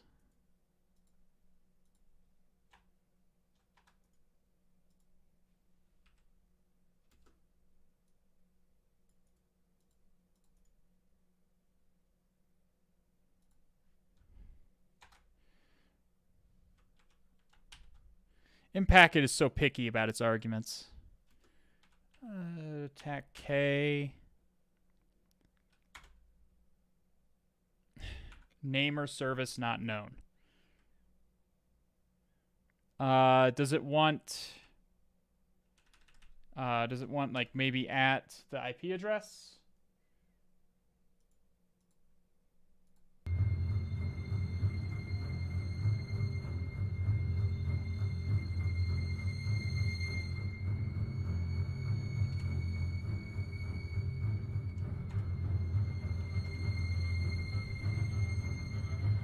Okay, well, it's asking me for a password, so that's, I guess, a move in the right direction. No pass. Principal unknown. Is it an administrator, maybe?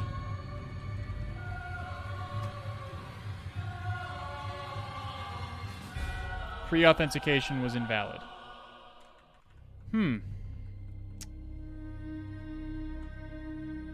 This one seemed to be working.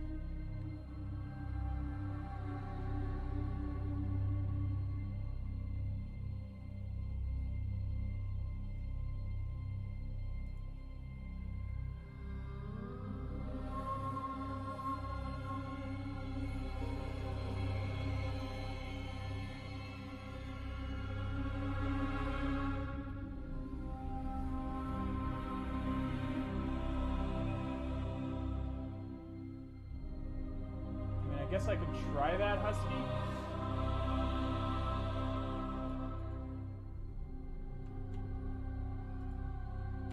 We know it's working. It's definitely working. I don't know.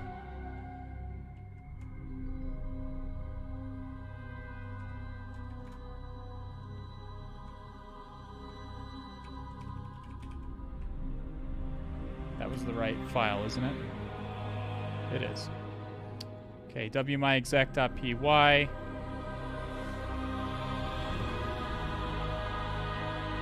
Domain is RazorBlack.TryHackMe.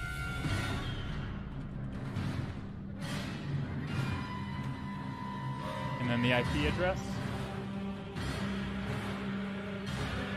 Yeah, maybe I need to make a host entry or something.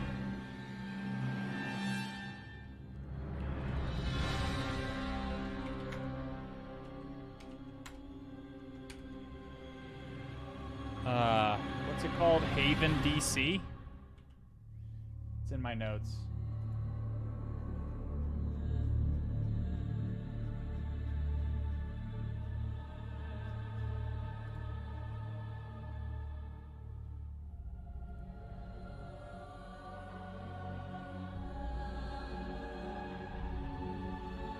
Haven TAC DC.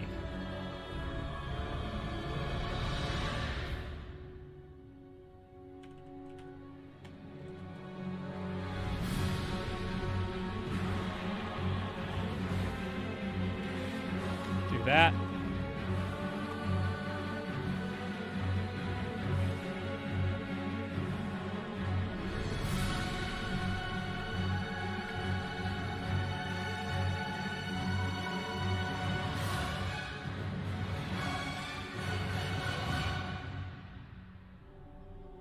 I'll be goddamned.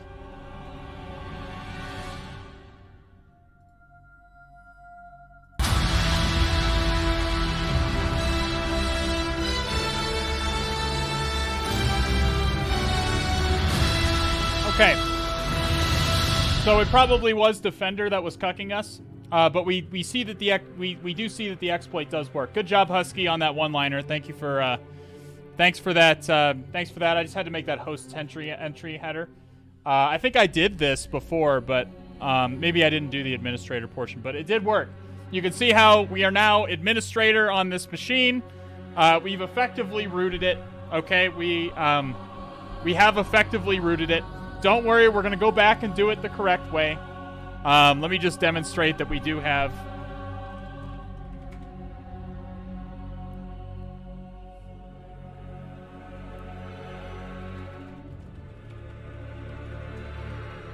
Let's demonstrate that we can get the flag.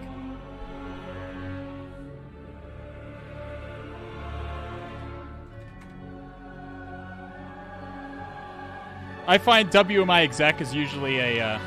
Oh, interestingly, we don't have any flags in here. Let's see what other users there are. The flag is probably in someone else, other users' folder. But you can see that we have root.xml in here. Whatever that is. Cookie.json. Some interesting files in here. So no privesc? No, we're going to do it the proper way. Don't worry. We're going to go back and do it the proper way. I'm just demonstrating that we have rooted this machine using an exploit that is very recent. Nopac came out like less than a month ago. This is brand new. So it is. This is hot off the fucking presses. Okay. I'd rather. Yeah. I mean, it's definitely better than WMI exec. WMI exec is definitely better than PS exec for remote command execution. That's for sure. If you use add exec, you get system for what it's worth. Yeah, as PS exec, you're going to get system because you're running as a service. I've never used add exec before, but I'm sure it works pretty much the same way. Fropops with the 4-month prime re-indoctrination into the passionate club of cephalopod enthusiasts. Welcome. Welcome, my friend. I am Bananas Bro. Thank you for the follow. So this is, again, a brand new vulnerability. We've rooted this box through unintended means. Is there any risk on firing this on real environment? Nope. Not that I'm aware of. I mean, Tag and Husky can feel free to correct me, but as far as I know, there is no risk to firing this at a real target. Not like Zero Logon. Zero Logon has risk, but you do add a machine account, but that's not a big deal. Does anybody have any questions about what we just did? I'm sure, again, these are deep, dark, black magics, okay? The fact of the matter is, this is Kerberos stuff that we're dealing with here. Kerberos is complicated. Nobody really understands Kerberos, okay? Nobody really understands Kerberos. If you want to read about it, hey, Tag, do you have that? You had that really good blog post about it. Tag, do you still have the link to that really, really good blog post about Nopac, in case anyone wants to read about it? I wrote the link down somewhere, but I don't remember where I put it. Yeah, okay, I think that looks like the one. Yeah, this post in chat, MT Taggart's link in chat is a really good blog post that explains this vulnerability in detail. So if you would like to read about what actually just happened behind the scenes, then you can do that. Just be aware that we made a machine account, and we used the machine account to request a ticket without a pack that allows us to impersonate the domain administrator. That's basically what we've done. Okay? Thank you for the help on that, MT Taggart and Husky. That was cool and interesting. I'm gonna go ahead and get out of this now, because we're going to root this box the proper way, okay? We are going to do this box the proper way. But I did want to... It was a cool idea to go ahead and demonstrate Nopac to you guys. I was meaning to do it. I just kind of forgot about it. I was actually, I think, going to do it on Thursday, and then I forgot about it. Any questions before we proceed with the rest of this box?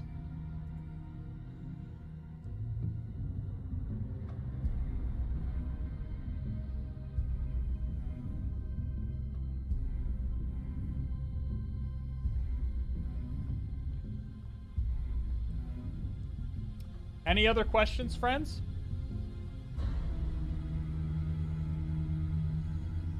No? Okay. All right, so what did we look at? We can run BloodHound from here. So let's go ahead and do that. Sudo docker run. Hopefully it's up to date.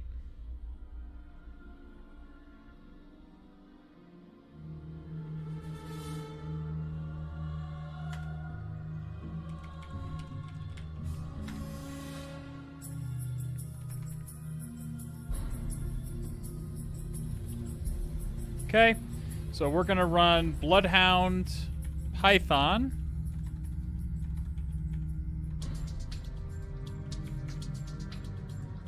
Okay, so we're running a Docker container to do BloodHound Python because if you watched my streams last month, you saw me struggle on a box for like an extra fucking 2 hours because the BloodHound ingester I was using was out of date and I wasn't seeing some critical piece of information. So tac-c collection method all.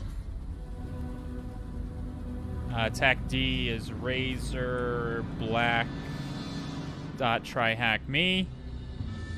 Tac-dc is the DC IP address.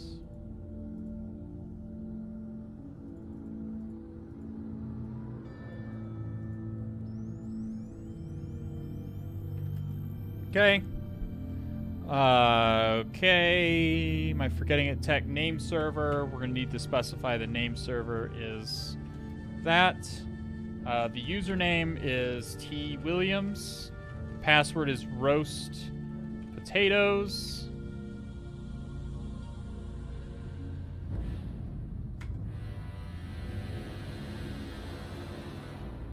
Requires a host name.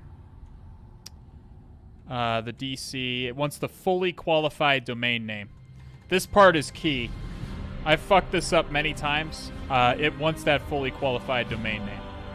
So Haven DC dot RazorBeak dot TryHackMe. That is the fully qualified domain name. There we go. Oh, great.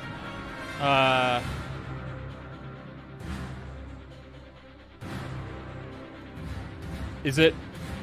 Did I put RazorBeak? I put RazorBeak. Thank you. Thank you, chat.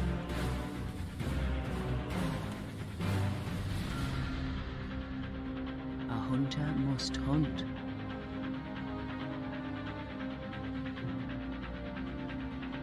Valorable with the 6-month Prime re-indoctrination into the passionate club of cephalopod enthusiasts. Welcome back to the All Has Red team, my friend.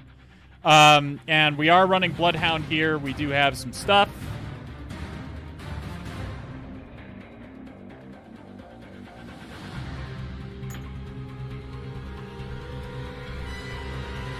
I'm too noob to know what to ask. Make sure you come by for Newbie Tuesday then. Newbie Tuesday, I try to break it down as much as possible for the new guys. This is a little bit more advanced than you're going to see on OSCP. Although, on OSCP, this stuff is now taught and expected to know on the exam. So I recommend that you do know something about BloodHound, at least. You don't need to know about Nopac. Nopac, you probably don't need to know. Exit. Although, if you're taking the OSCP exam in the next month with the new domain controller changes, you're probably going to want to try Nopac. You're probably going to want to try it. You're probably going to want to try it. I would deeply recommend trying Nopac on the OSCP exam. Okay, so we've generated all these JSON files, which for our BloodHound purposes. Start up Neo4j.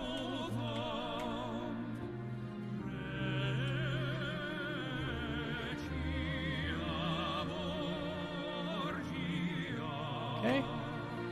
Starting BloodHound.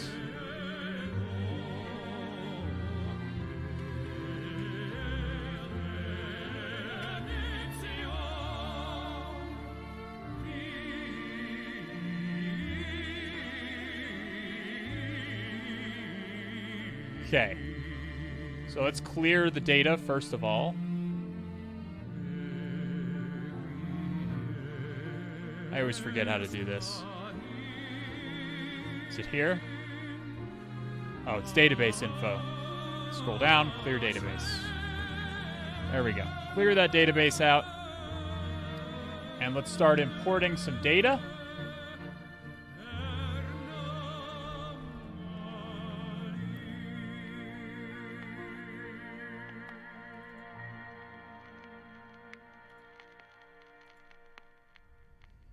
Okay. Uploading.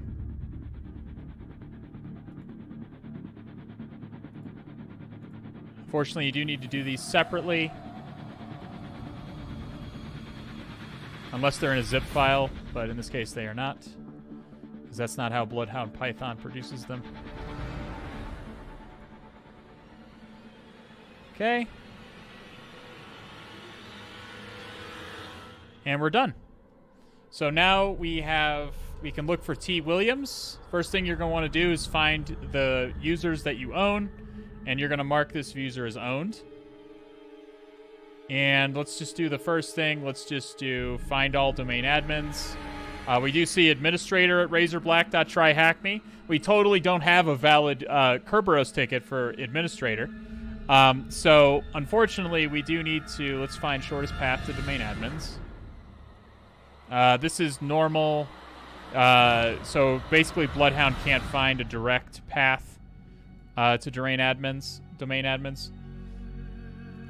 We can try it from owned principals, and we get nothing.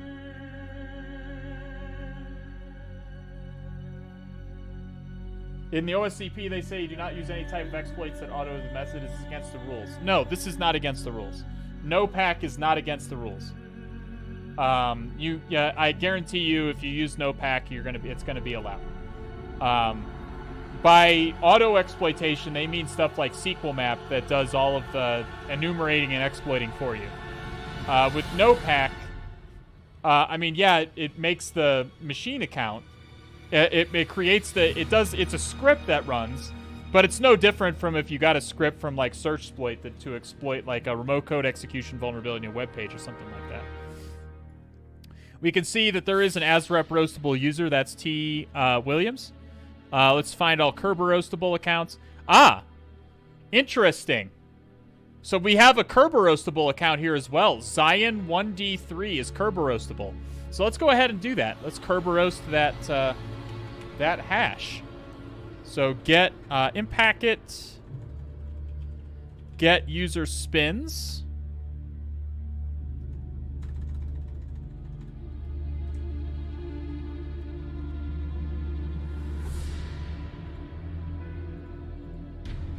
That Williams dude will probably get fired. I hope not. It's not his fault. He probably didn't set up the domain this way.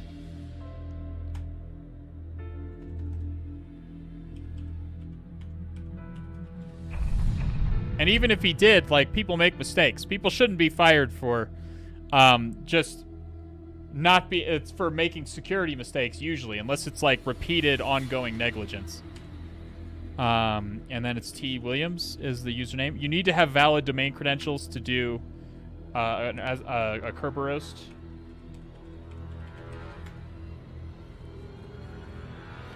There we go.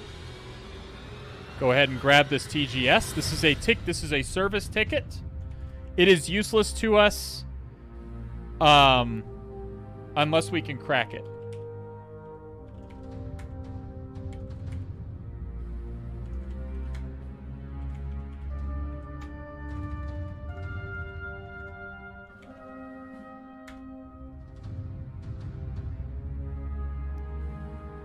Okay, so we're trying to crack this service ticket. My goodness. That fine addition to my collection. That fine addition to my collection. My goodness, I do love credentials. Who loves credentials in chat? Who's a credential fan? I, for one, am a big fan of credentials.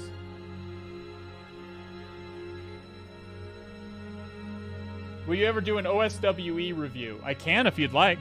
I took it last year, so if they changed the course at all, I'm probably not the best resource. So Zion1D3.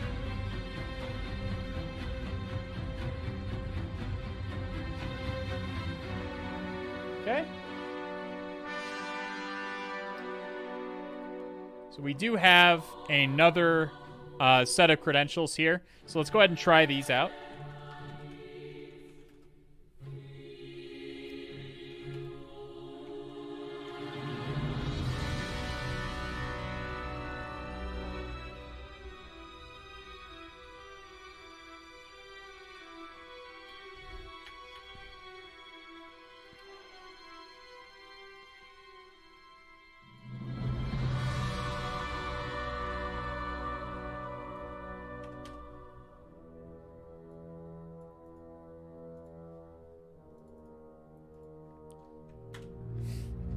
Okay. See if if those credentials work properly.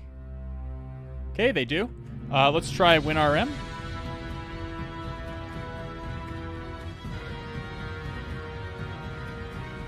Would you say 0 logon is fine for the OSCP? Yep. Yep. On the OSCP, you're allowed to use... Oh my goodness, we have WinRM, boys. WinRM, boys! Who's excited? I'm excited.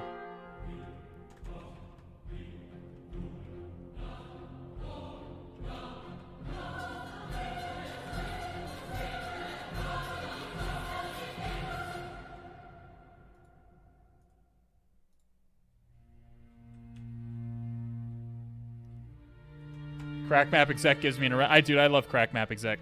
It's one of the most valuable tools that you have on internal penetration tests. Is one of the most valuable tools out there. I highly recommend taking a look at CrackMap Exec if you have any interest in doing internal penetration tests.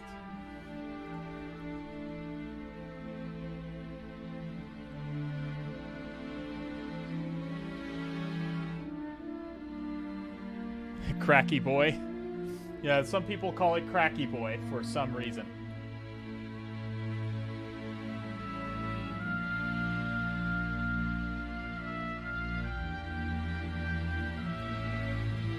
So what is the zip file? Okay, is there a zip file I can expect? We haven't put in a flag in like a million fucking years. Oh, so we have... Okay, we have a password here. It looks like this is kind of a... Okay. So his password is this. And then I guess his flag is probably here in his... Either in his documents folder or on his desktop.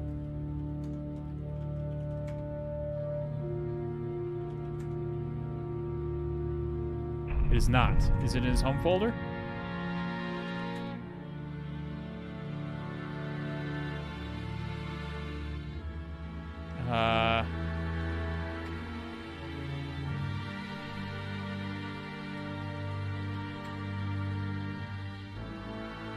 Nothing. Where the hell is his flag?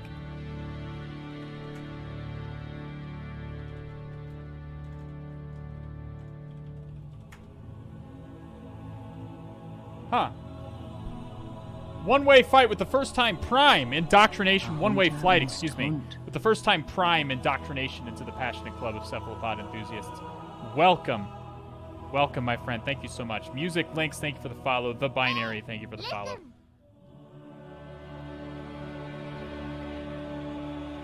What is that XML file? You look, but you don't see. No, it's you see, you do not observe. Okay, say it right. The XML file, I think, is just user data, but we can take a look at it.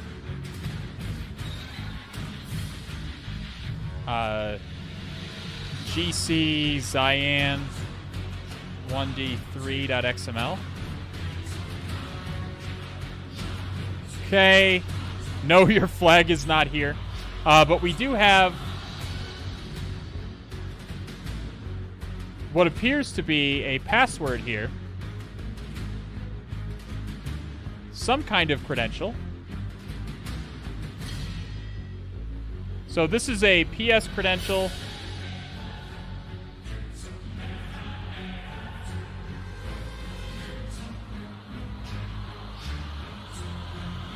Is it, or is this just a password?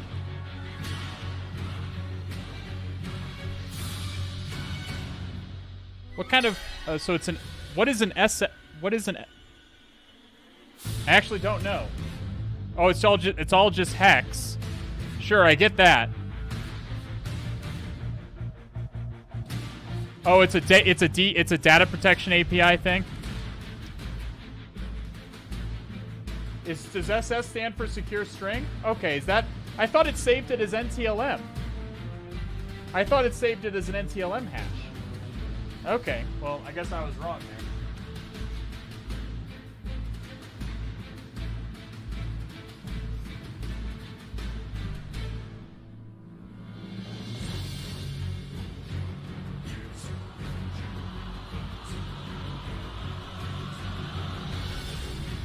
So what we need is the PowerShell that's required to convert this to a normal string. So this is some kind of a PowerShell thing. Well, I know what a PowerShell secure string is, but I just need to convert this string to a clear text. PowerShell convert string to clear text. A hunter must hunt. Time for a new robe. Thanks for the great content. Time for a new robe? What do you mean a new robe? You mean like a cultist robe? I mean, absolutely. I mean, this is my robe, man. This is my robe. See, it even has a hood and everything. I wear hoodies on stream every time for a reason. Thanks for the great content. I appreciate that, California. Thank you so much for being here. It's great. It's a great content because it's a great community.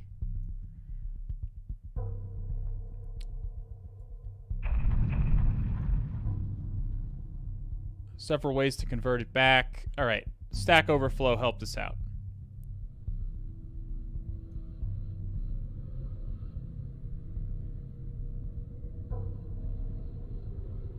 Secure string to... Okay, so...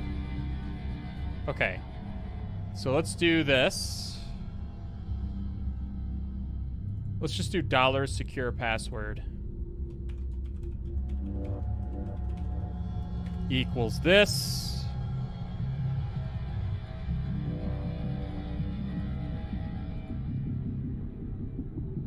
It has to be in quotes, I would imagine. I hope.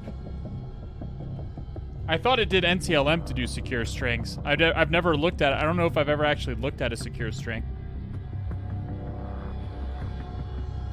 We're learning new stuff every day. Let's do this.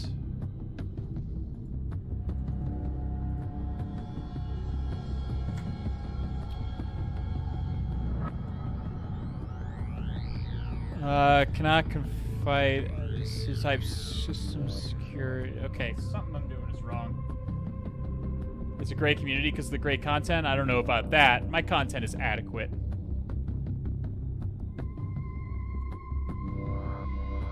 The parameter you pass to secure string must be a secure string. This is a secure string. Again, pardon me, never done this before. We're figuring it out as we go. Maybe it just wants it without the quotes. Because it doesn't have quotes here, I notice. It is possible it wants it without the quotes.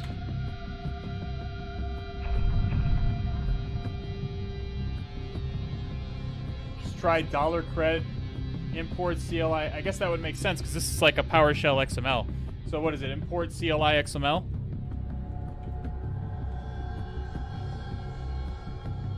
And it was... What was the name of the file? This thing?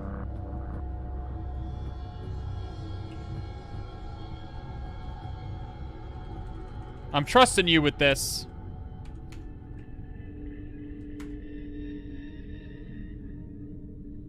Okay, alright, so that worked. So now what do I do?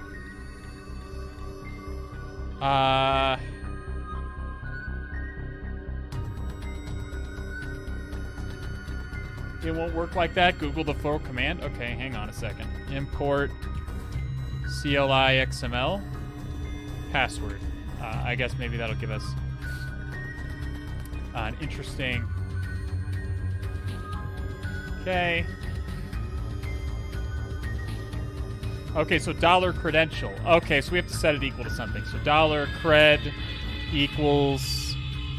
again, keep in mind, I do these boxes blind. If you're here for the first time, do keep in mind I do these boxes blind, and I'm learning in real time just like you guys, okay? I'm learning in real time too. Credential. So $cred, I'm guessing, is that secure string that we wanted, right? So now we can use that. Now we can probably do this. I hope. But we're learning in real time, okay? I'm learning too.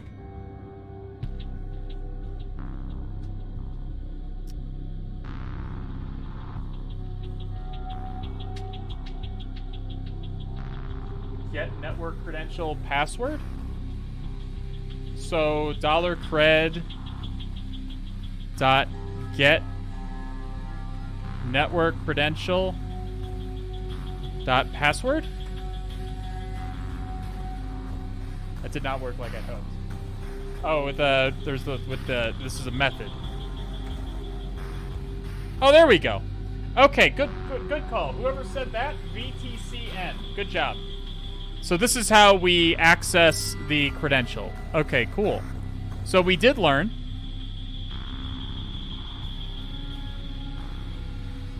I'm aware of what the data protection API is. I've just never laid eyes on, I think, an actual secure string. I've never actually laid eyes on a secure string. I thought it was NTLM hashed for some reason. I don't know why I had that idea. I don't know why I had that idea. I guess I was just very incorrect. My bad.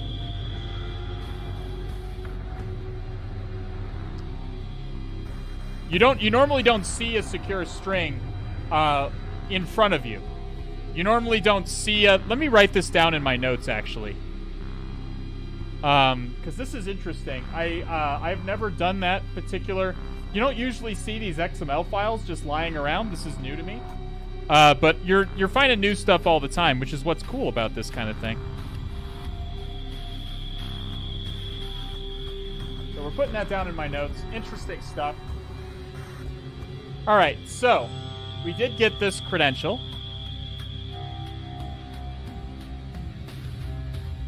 I see that we are indeed missing some things here. Stevens flag. What is the zip file's password?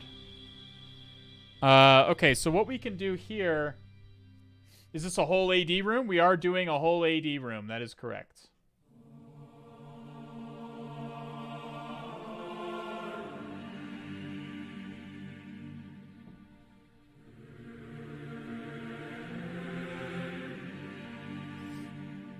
Does anybody have any questions about what we just did?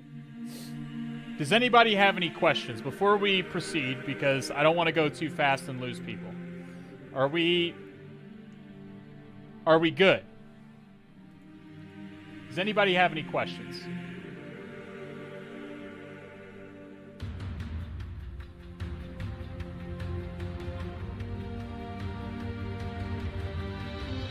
A hunter must hunt.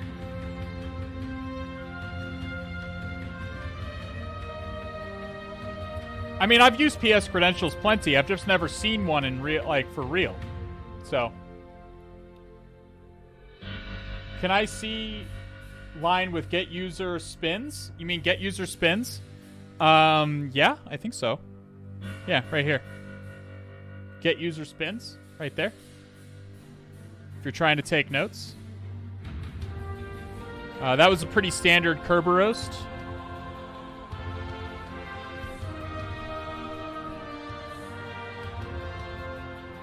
I just tuned in, otherwise I surely would have questions. Well, welcome, Free Kason. Welcome to you.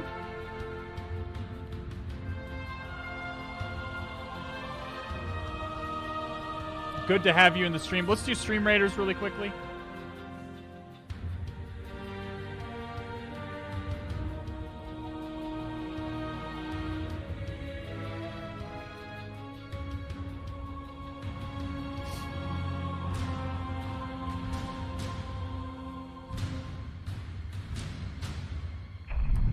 And I guess from here, we will go ahead and try and escalate our privileges. I am Onyx Dragoon. Thank you for the follow. Derek K, thank you for the follow. And Endrun, thank you for the follow as well. Nefarious with the 2-month Prime re-indoctrination into the passionate club of cephalopod enthusiasts. Welcome, Nefarious. Welcome back to the All House Red Team. Oh, see, we don't have GoPro in here to just, we do have GoPro in here, but he didn't do the thing where he just puts a rogue out and takes all the gold from us.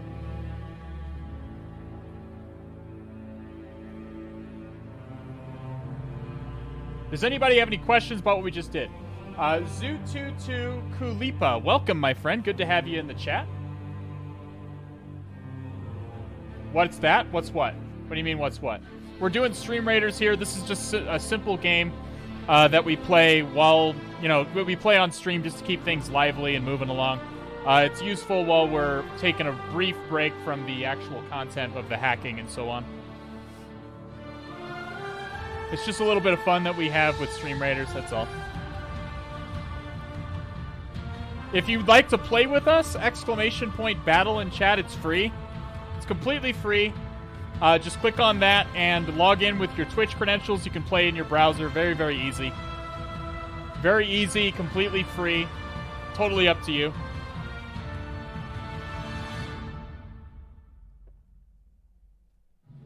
Okay, moving on.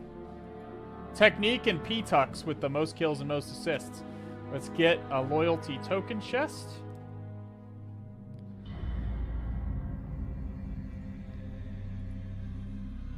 What boxes are you guys doing? We're doing RazorBlack from TryHackMe. A good Active Directory machine so far. Okay. So let's do Who Am I /Priv first. That's a good place to start. We did see... Why would I try Who Am I /Priv? Let me first ask, why does Who Am I /Priv come to mind, friends?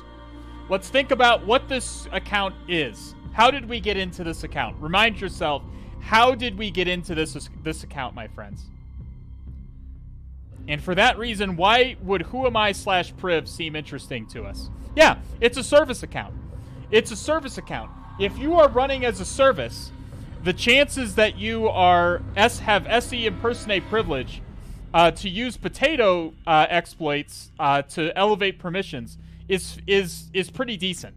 Okay, so let's take a look. Who Am I /Priv? Take a look-see.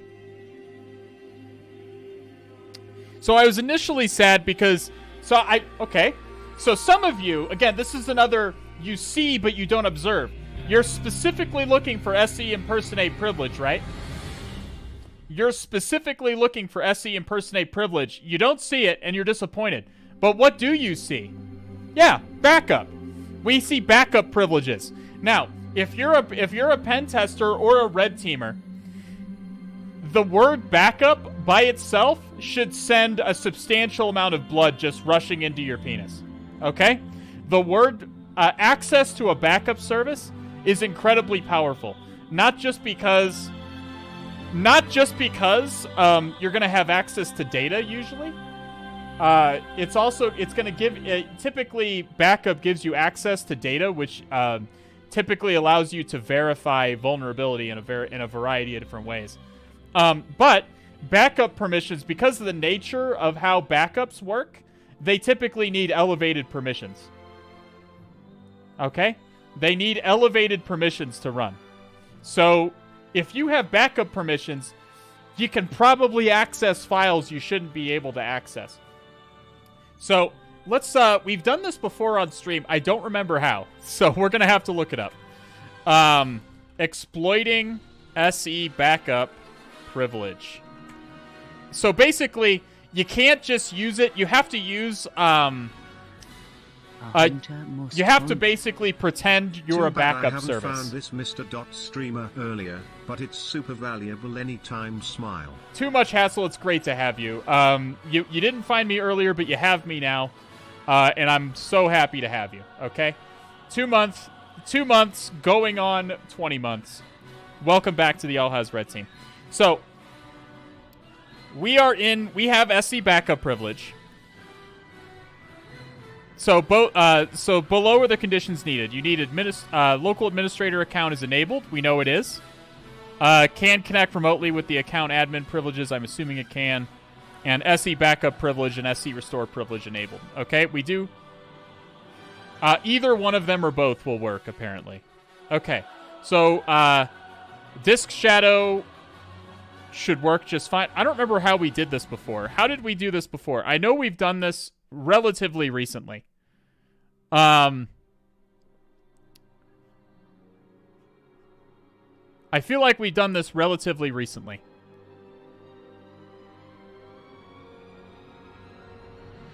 Wait, Husky is here as well? Yeah, Husky's a friend, my dude.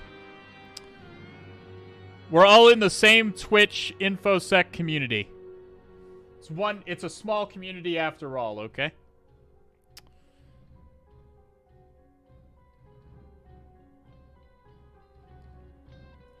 Method in the Git book, script method.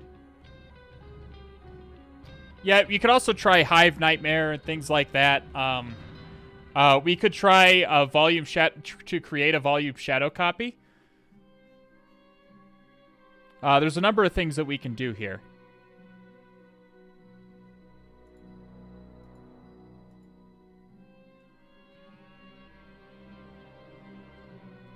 I'm going to probably try this disk shadow thing, because I'm pretty sure that we did this last time. I'm looking at this, And this looks very familiar.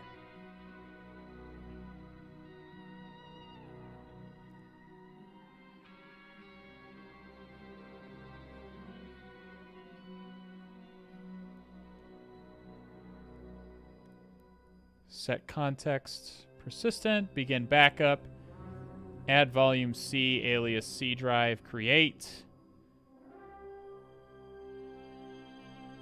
Switch to the E drive. What E drive? Okay, so we have a script that we have to make.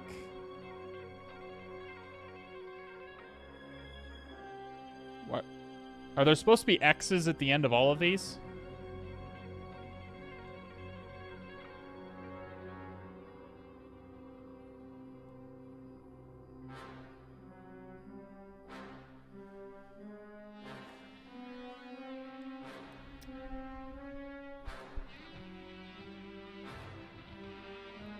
We could probably just, I mean, I guess I can't use an interactive.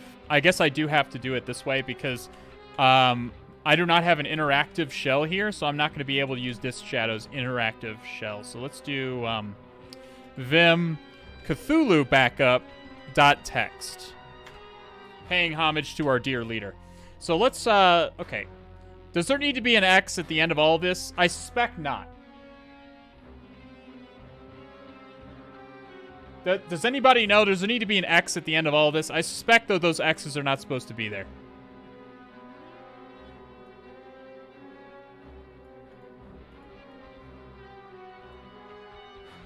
Yeah, that's whack. I have no idea why that's there.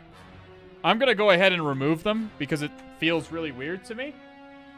I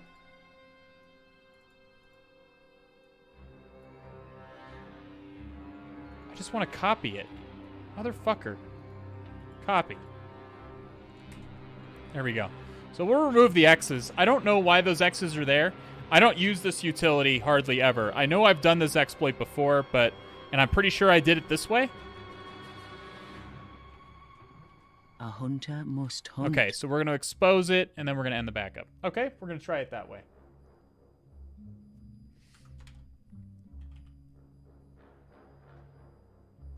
Okay. I know we've done this before, so... Upload... Are we in the right folder? Did I use this in the... Yeah, I did. Okay, upload... Cthulhu backup.txt.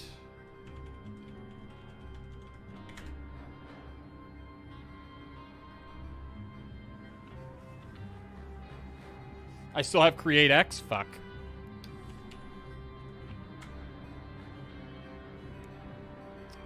I do. Thank you.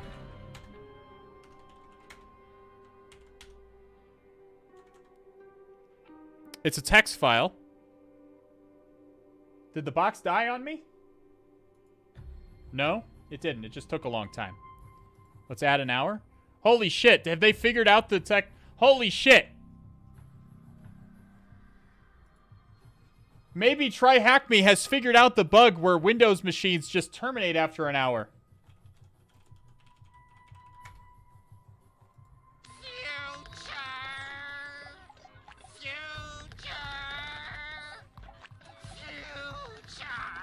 We're in the future, my friends.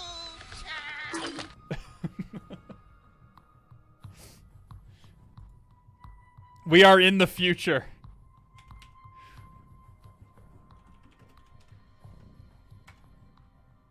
Okay, we'll just upload it again.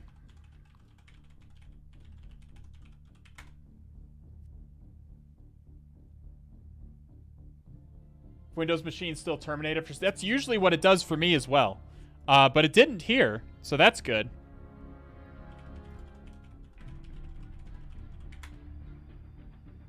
Okay. So now it wants us to do disk shadow /s backscript.txt. Okay, disk shadow. A hunter must hunt. Party face. Cthulhu backup.txt.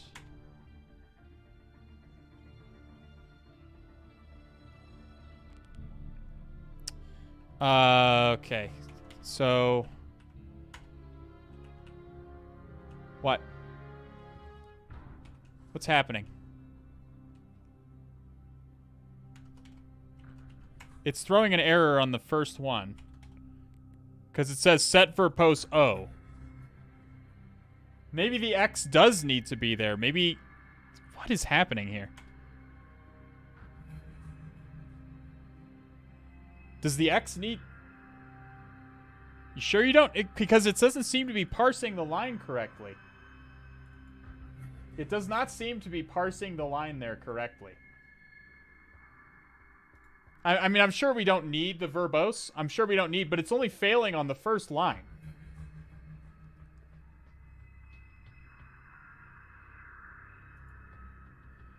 It might use X as a line terminator. For some reason. Let's just try adding X to the top. We're experimenting a little bit here. Let's just... we'll upload it now, and then we'll try it again. And we'll see if it gets past the verbose and fails on the second line this time.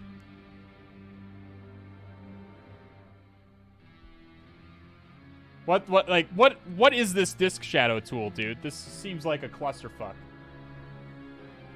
I need to add one space on the end? Okay, so the X is required. It just needs a goddamn space on the end. It needs something on the end to terminate the line for some reason. How stupid is this?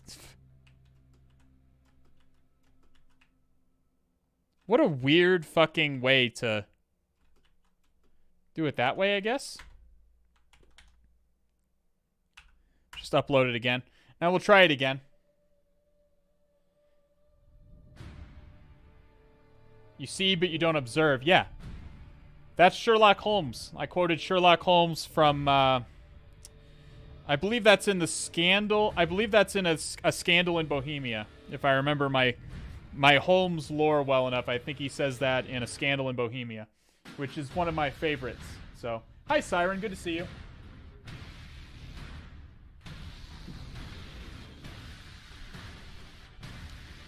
And it's applicable. What a stupid fucking tool, my dude.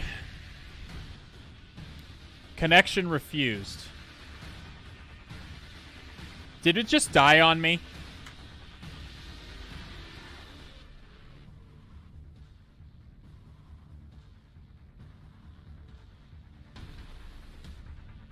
I think the box may have just died on me.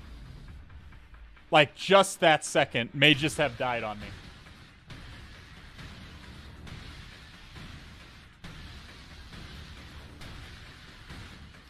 Well, I guess we're not in the future. My bad. My bad, my friends. I thought we were in the future and that TryHackMe had figured out how to not make Windows machines terminate after an hour. I guess not. We'll give it another second just in case, but...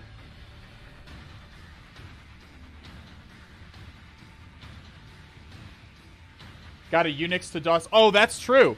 Maybe it's probably a Unix to DOS thing. That's probably right, Syntax Hacks. That's probably right. It's probably confused because the line endings are different.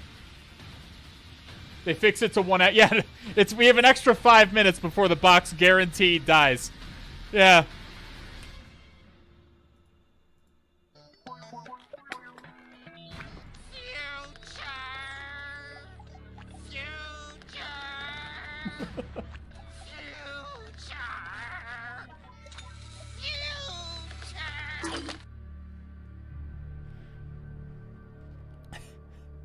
All right, we're starting the machine again. This is only the third time.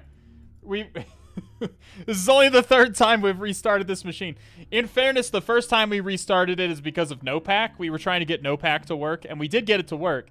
But it was failing for a weird reason, so we just reset it. They only allow an hour? No, they do. No, they allow 2 hours, but it's a bug. It's a known bug that the Windows boxes just ignore that entirely. And regardless of how many of what your expire time is left, it'll terminate after an hour no matter what. We don't... again, this has been the case for, like, a year. Maybe more. For, like, a long-ass time. It's been the case. So we got to give it a little bit of time. I don't know if I've extended Windows boxes for more than 2 hours. Maybe it's just the domain controllers. But my box has time left on it. I can't show you now because I've reset it. But my box had almost a whole hour, like 55 minutes of time left on it. And it just terminated on me. It just terminated on me. And that happens all the time. Too much hassle with the 2 months. Zututu Kulipa comes into the chat for the first time today and drops me a subscription. How kind of you. Thank you so much, my dude. Welcome to the All Has Red team. Primal MK with the 3-month re-indoctrination into the passionate club of cephalopod enthusiasts. Welcome back to the All Has Red team. In case anyone else wants, if you reset a user password, use Nopac to get admin. When you get Zion, I was thinking that you reset the password on the account, that would no longer be able to decrypt the XML file. No, you can. You totally can. You don't need the user password to decrypt the XML file. I was thinking the data protection API was more secure than it actually is. Well, think about what the data protection API does, right?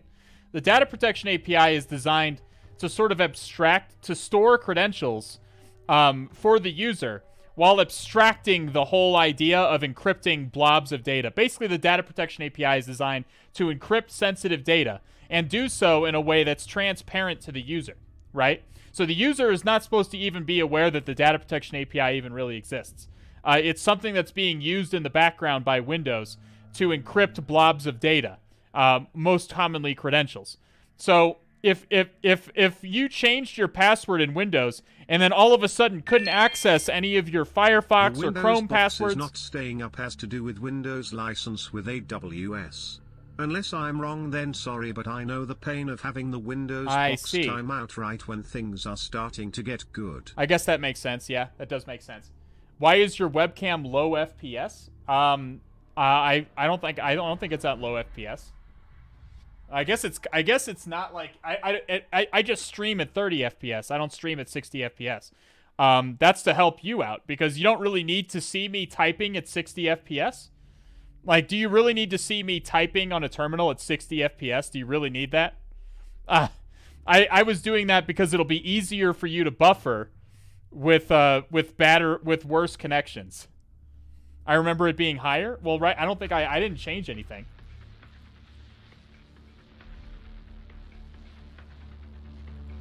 Let me look at my settings really quickly. I'm only streaming at 30 FPS and I have it matching output FPS. So I don't think I didn't change it at all. I think you're just yeah. All right, so I think we can try and connect to it now. 10.10.105.24 is our new IP address. So hopefully we can connect. DC sync doesn't copy all the DC data. Can we DC sync after the Nopac? No, it copies all the credentials. You could DC sync. We tried, but it didn't work for some reason. I don't know why. I probably got the impacket syntax wrong, is my guess. We could try it with the Nopac. We could certainly give it a shot. It should work. We got WMI exec to work, so I stopped really being concerned about it. Because the goal was just to show off Nopac. CD, what was it? Was it Sam the admin? There we go. Let's make sure administrator.ccache still works. This worked, didn't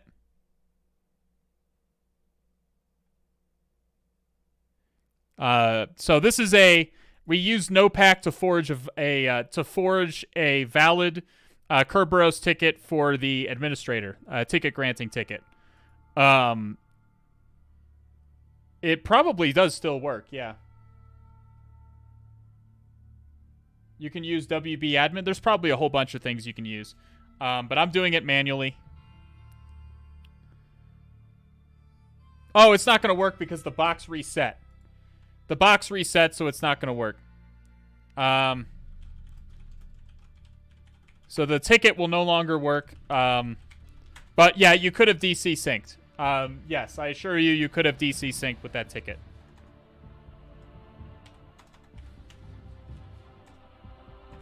I probably just got the syntax wrong. I tried to DC sync and it didn't work. I probably just got the syntax wrong. Impacket is very particular about its syntax. Okay, here we are.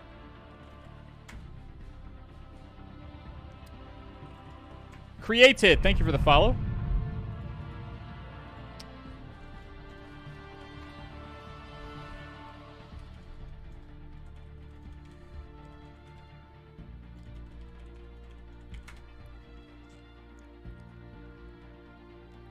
Okay. Disk shadow /s.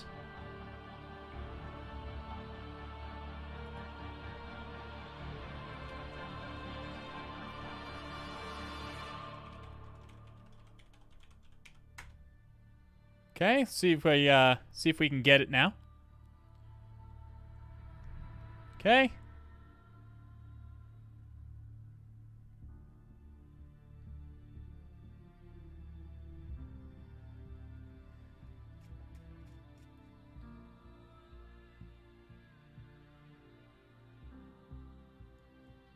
What was the name of the Linux script you run there that checks all running processes?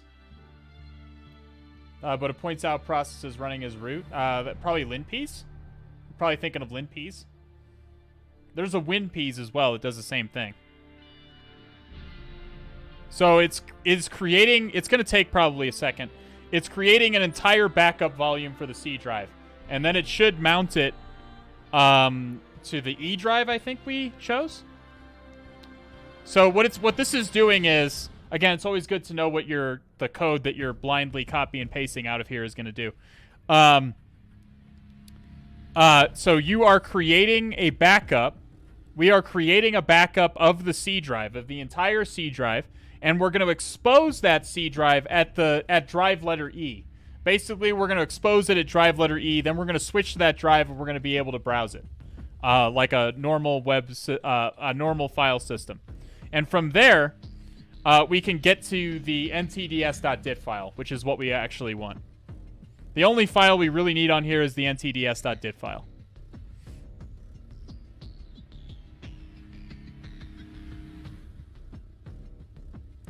And we also need the system file as well. We need the system file.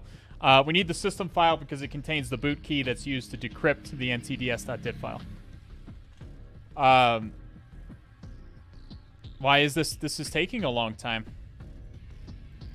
I am noting this is taking a frustratingly long period of time. How are we on Stream Raiders? Can I do Stream Raiders? Let's do Stream Raiders now. Well, this is what Stream Raiders is for.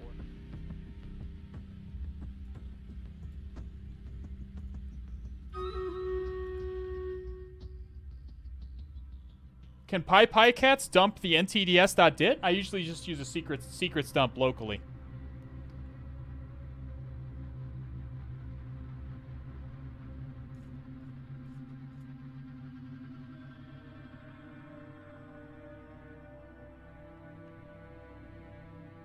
Oh, it seems to be going now. It's just taking a long time to create a volume. But it seems to be working here. It is I know you can't see. It is progressing though. It's doing things. Hope you win today's battles. Oh, we're winning all the Oh, nope. I say that as we get absolutely cucked by a bunch of snowmen. All right, so I was a little bit ambitious with that one. I was a little bit ambitious. We got a little bit rambunctious. You're overly optimistic today? I'm a little bit overly optimistic. That is fair. But in fairness, this is what Stream Raiders is for. It's meant to fill downtime on the stream. Stream Raiders is just a little fun thing we do to fill downtime. That's all. But we did get it. Notice that we exposed. It also says that the volume was exposed as E. So now if we can actually CD to the E drive. And we should be able to see we should be able to see a copy of the file system here. So if we dir, we see that there is a copy of the file system now present at the E drive.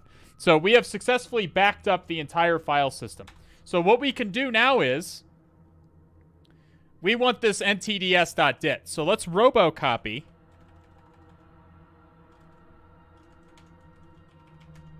What was the... Is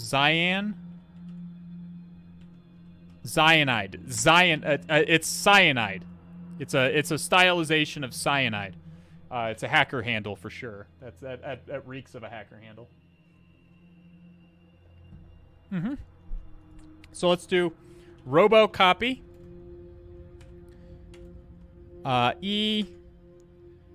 Windows NTDS. NTDS.dit. Here. What is it?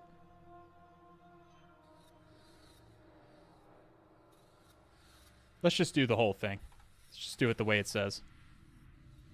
NTDS. NTDS.dit. So we are copying. There we go. So what we've done here is we've copied the NTDS.dit. So what is the NTDS.dit file? Does anybody remember what the NTDS.dit file is?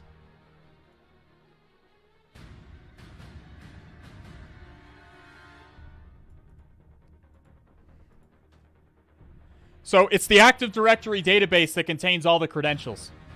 The domain controller has a file called NTDS.dit that contains all of the credentials for the entire domain. It is the holy grail of any, as Nethogs is saying, of any domain that you're in. Okay? It is the compromise of the NTDS.dit file comprises compromise of the entire domain. So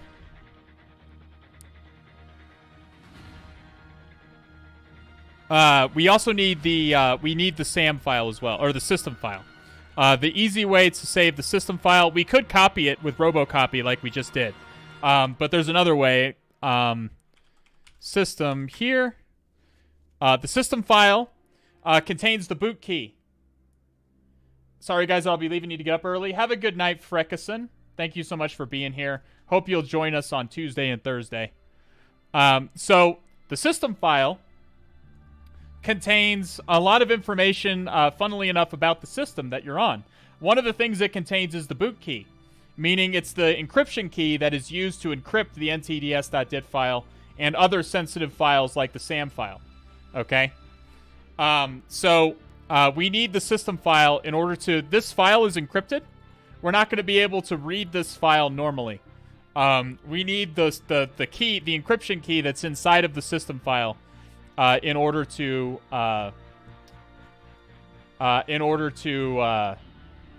use it, or in order to read it. And unfortunately, this is going to take like 8 or 9 fucking years to download this through a... Is there a quicker way that I could download this, I wonder? Like remote desktop? Would remote desktop be quicker?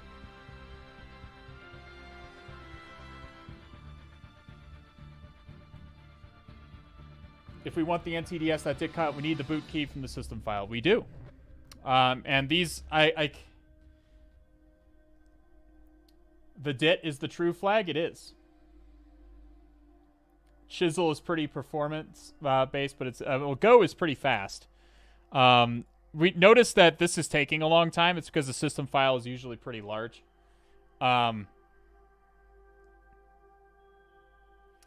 guess what we could do, PowerShell compress files into zip. What we could do is we could compress them.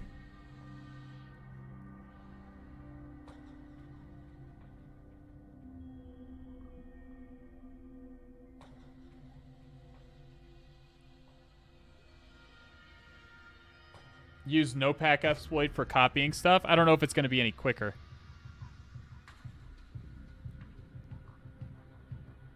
What we might do is we might do the Nopac exploit again and then do DC sync. Because it's fairly easy. I just don't want to wait to download these files.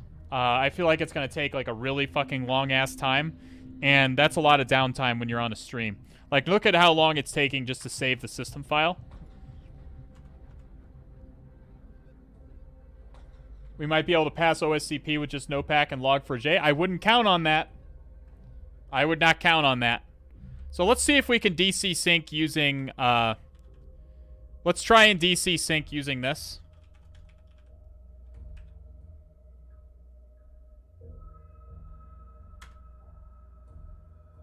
Before we do that, let's just remove the...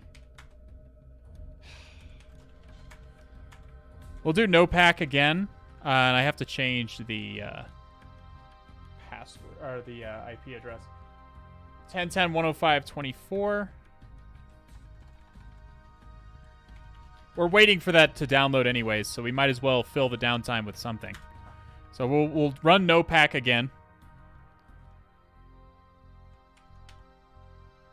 Still going.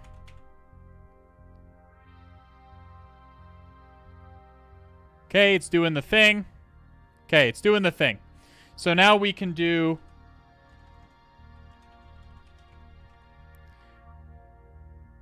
it was KRB this.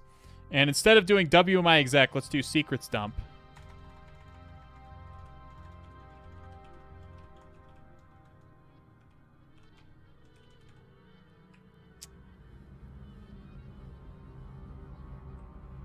Let's try that.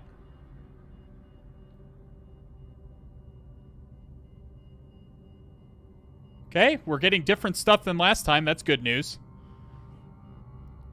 Okay. So this is the boot key we need. And you see that it is dumping the hashes.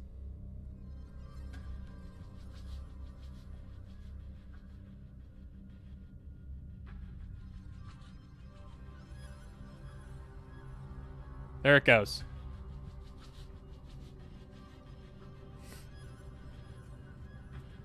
So this is what you would normally do. If you use Nopac, this is what you would immediately do.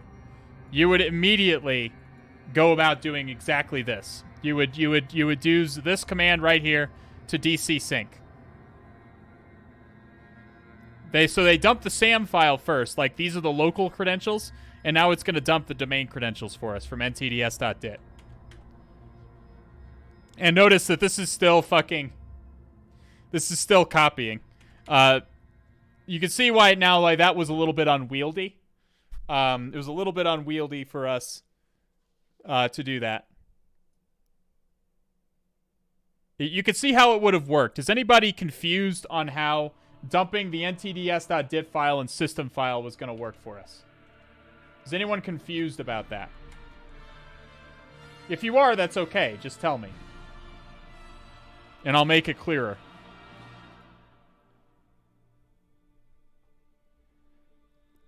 God, this box is slow. Holy shit. Slowest box ever.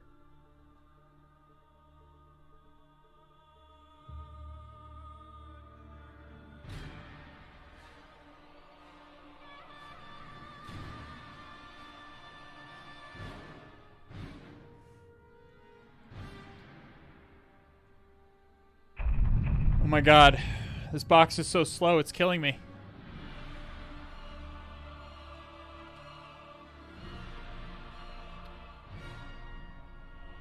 Carisha to Root and Bossman Stevo, thank you for the follows.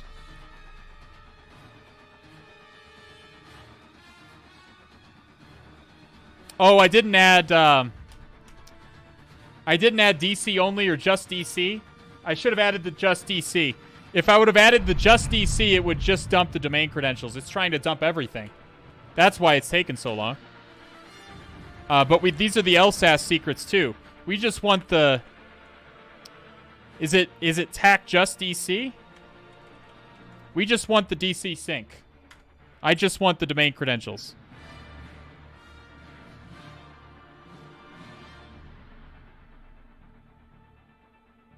Okay, that's weird.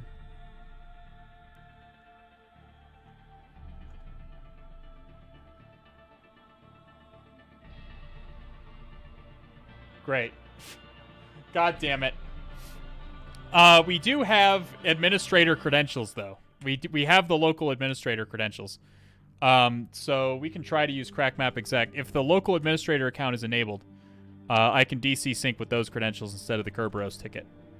10.10 105.24. administrator, hash,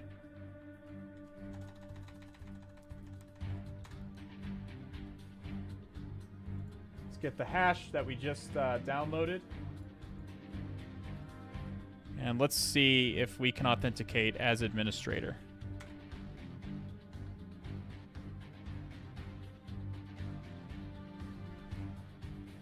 We can. Okay, so we can authenticate as administrator. And we can go about this DC sync with that instead. Let me just copy it out of my notes this time to make sure I get the format correctly. Or format correct.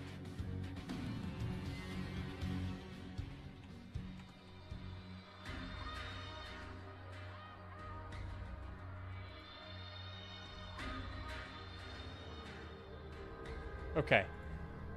Impact it. Secrets dump.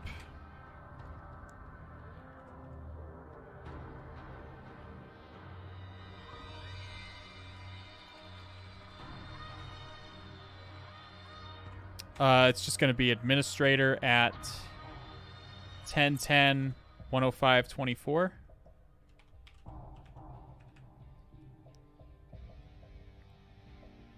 Let's just try it. Let's do just DC. And I think we have to include hashes.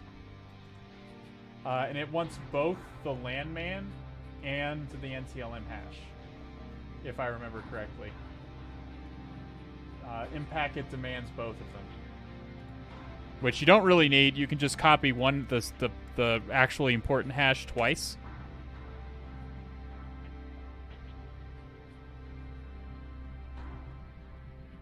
There we go.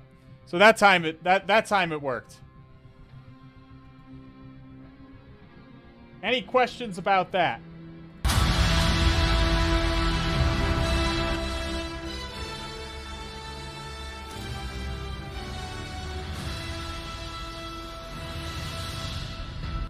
There we go. Easy. If you're a local admin, you're essentially domain admin. If you're a local admin on the domain controller, you're a domain admin. Okay? And usually if you're a local admin on anything, you're a domain admin at some point. Why didn't it work with the ticket? No fucking idea, my dude. No fucking idea. I think it's because there was already a present session with that ticket. Secrets dump failed out and didn't probably terminate the previous session with the ticket. So that ticket was tied up in a current DC sync session. And it's still running, so it couldn't start another session. I think that's likely what it was doing. I would have had to have generated another ticket with Nopac. But instead I just decided to go ahead and dump the just DC sync with the local domain credentials. Does anybody have any questions about that? We see that Sam the admin adds a user too. We should probably be aware of that. If you're using Nopac, be aware that a machine account is created, called Sam the admin 67. Is copy finished yet? Good question. No, it is not. Jesus Christ. All right, what other flags do we have here? We still have other flags to get, so let's get the rest of these pesky flags. What is the root flag? Well, let's find out. We have all the credentials.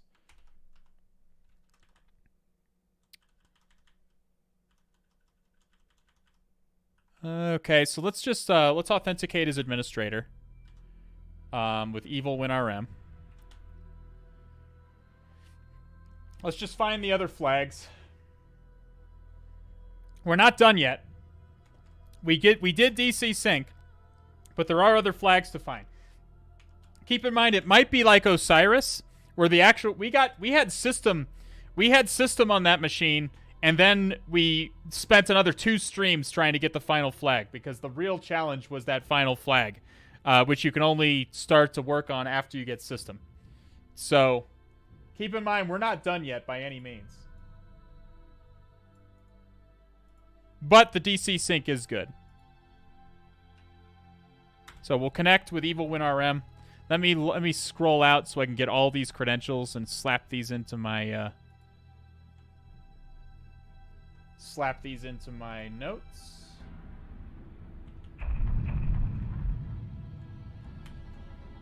There we go.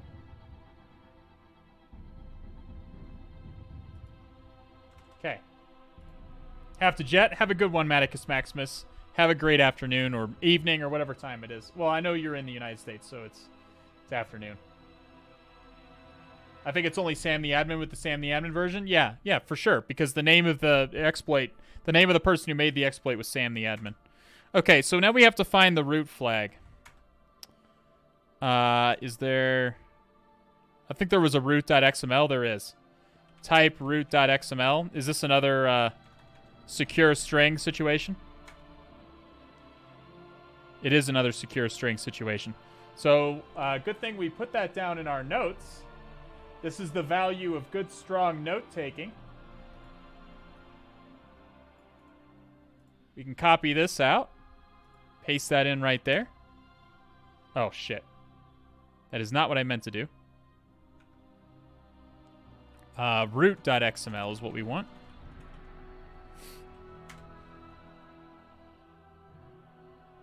The data is invalid. What? Why are you being mean?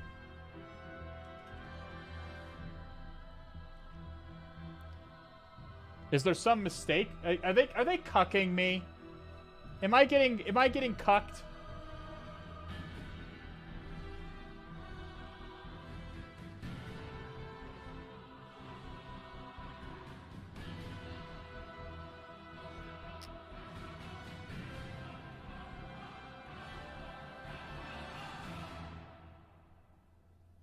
The data is invalid.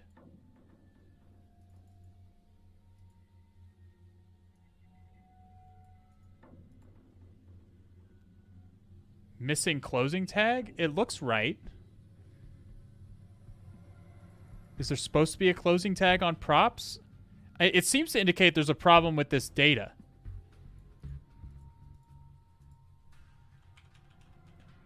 Did they just fuck with the data?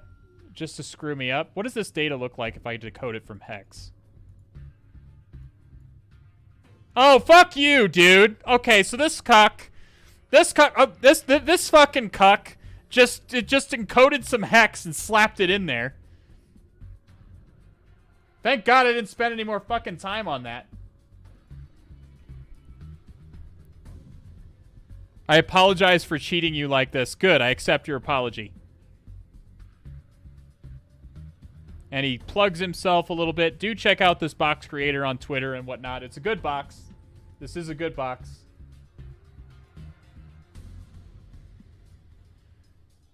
Root flag. What is Tyson's flag? Okay, well, is there a Tyson user? Let's get the rest of the flags as well. We're not done yet.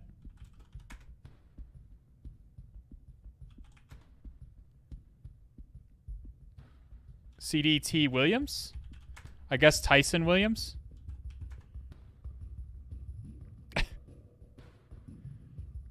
Definitely. Okay. Hey, guys. I think it might be a flag. I think it might be a flag.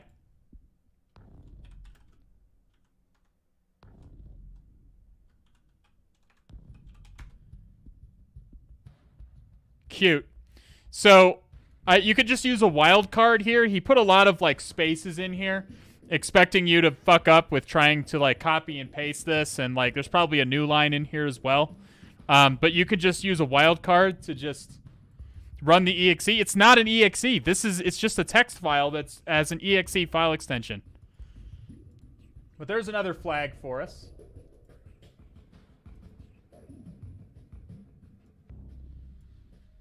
What is the complete top secret?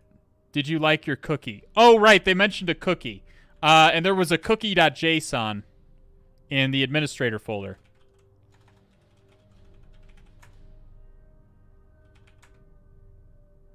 Cookie.json. So gc cookie.json. So that's base 64.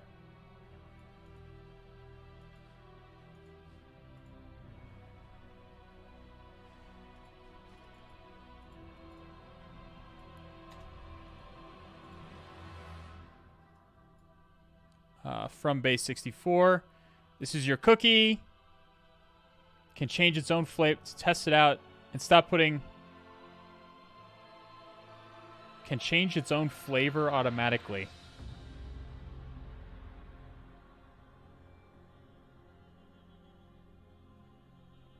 Okay, what are they? I didn't think there was a web server. Was there a web server? Oh, did you like your cookie? Say yes. Okay, we say yes. What is the complete top secret? I have no fucking idea. Was it in the... Let's look back at that that hex encoded data right there.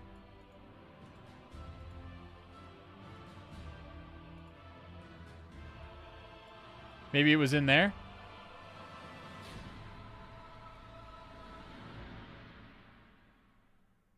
The complete top secret.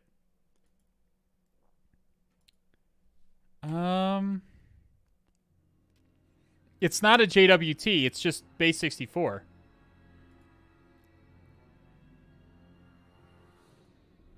I don't know what they mean by top secret.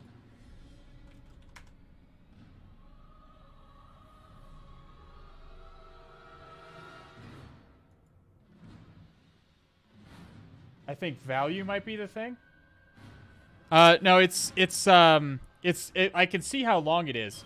Like, you can see, like, the format here, it's like a colon and 2 characters. Is there, like, let's look in, like,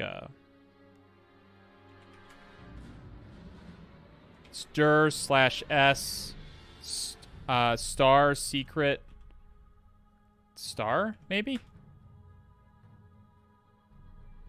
How do I search for files?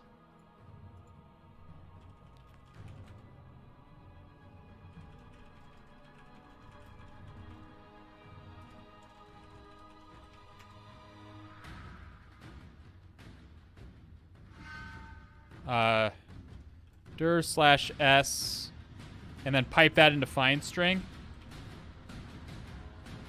Star, secret, star. See if there's like a file called secret. Cannot find path. Oh, it doesn't like dir. Fuck.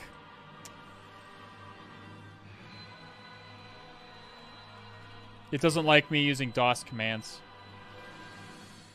It's probably just get child item.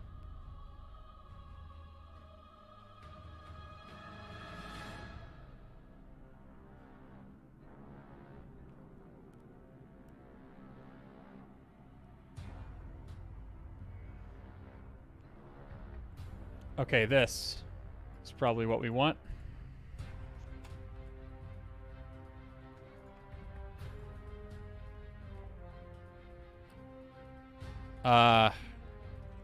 I don't know if we're looking for a file or a folder. Star, secret, star is what we're looking for. Let's do that. Ha ha ha ha ha! Stop. No more. Where is it? C program files top secret. Okay, finally we did it. Good work, team. Good work, team. We did it. And now it's just going to search the entire C drive, and then we have to wait. Yeah, it's probably Stego as well. We can probably expect Stego here. Because that one guy was a Stego, like, master or whatever, right? Or Stego specialist. Oh my god, it's still saving the system file. Well, I'm glad we had another way. Okay, we're just going to kill it and restart it. Die. There we go. It was in C program files, wasn't it? C program files top secret. Perfect. Let's just get that. Okay. I need to call the Stego specialist. Exactly. Z-tag? I've never used Z-tag. We're probably just going to use steghide, or at least I'll try.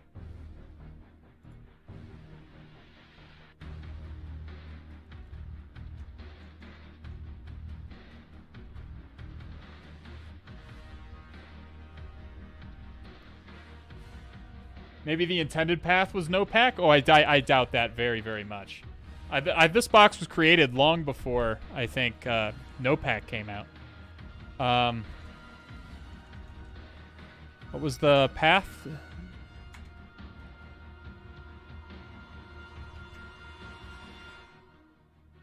Oh, I spelled dir wrong. Come on.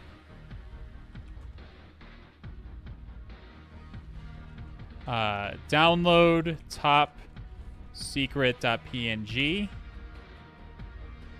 And let's see what crazy crap we have in this PNG.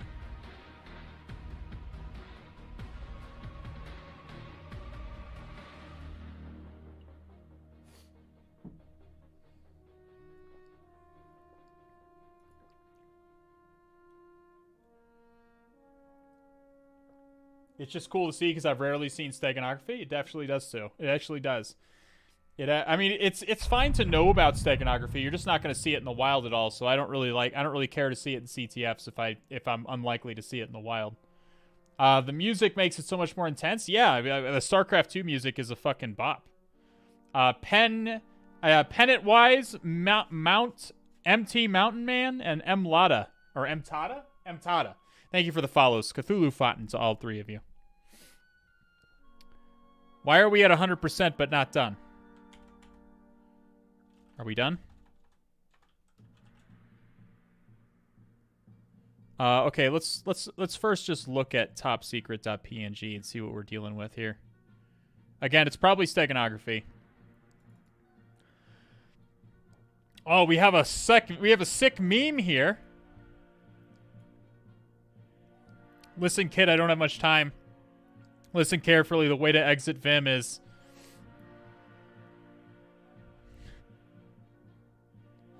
Okay. Alright, so Stag Hide.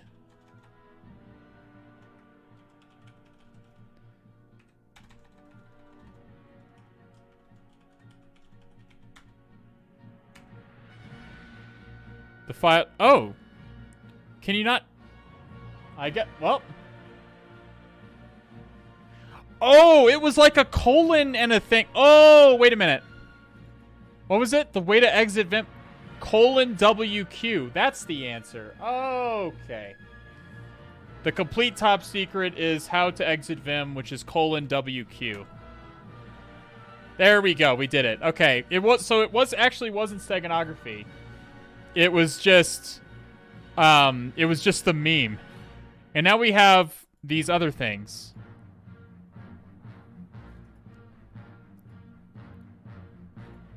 We still have other flags.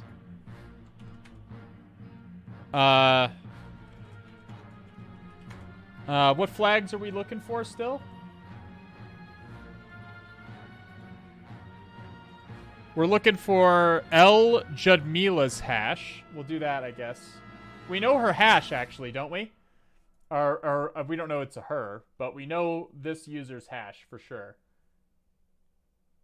Or do we not? It's not in the DC sync.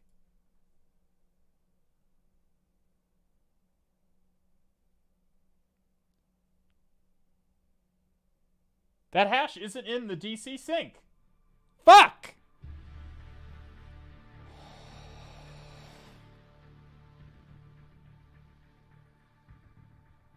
They ask you how you are, you just have to say that you're fine when you're not really fine, but you just can't get into it because they would never understand.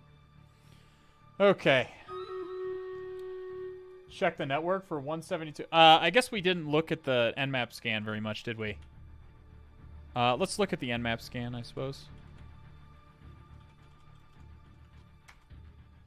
We didn't get any web servers, did we? Although we didn't do a full port scan. I broke my own rule. There might be a web server or something listening on a higher port. There's no web server listening here. But Nmap, TAC, PTAC.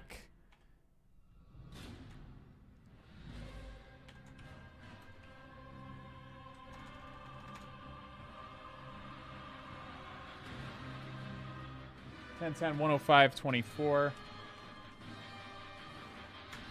Okay. Well, we'll let that run. It's going to take a little bit. So we'll let that run. Internal network? Oh my god. If there's another box, I don't know if we're going to finish it.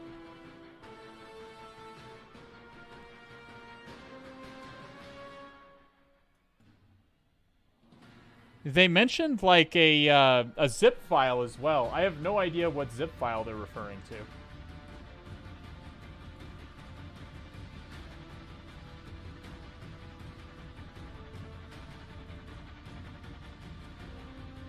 We must be missing a machine? I don't know if we're missing a machine. Like, usually these machines are completely standalone.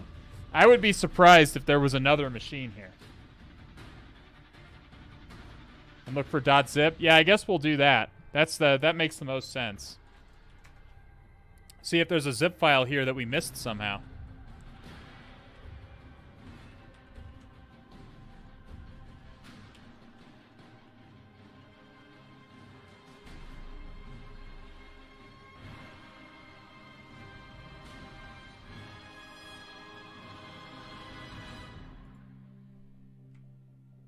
Okay. Star.zip. And we'll see what zip files we can find here. Furry98, you are a little bit late. Yes, a little bit late.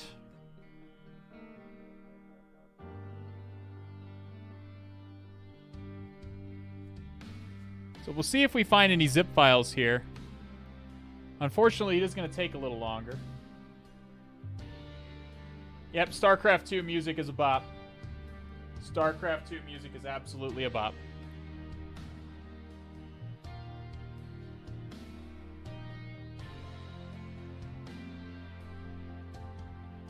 Why this shit takes so long?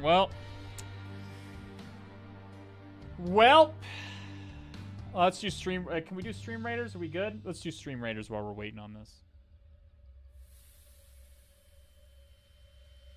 All right, don't let me down this time.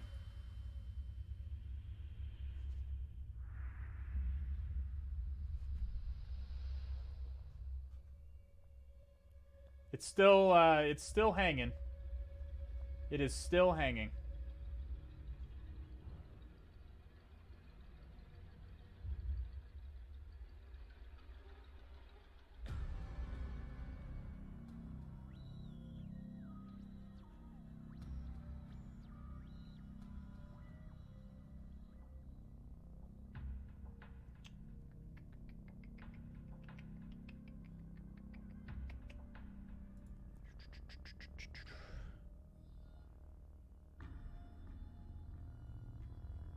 Like, do they mean this?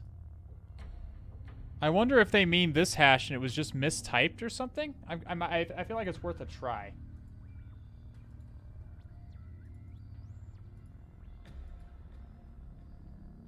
I hate everything. It actually was. Like, they just fucking spelled it wrong. Or no, maybe that's her name. Yeah, no, hang on a second. Let's finish up Stream Raiders so you guys can see. Technique with the most assists.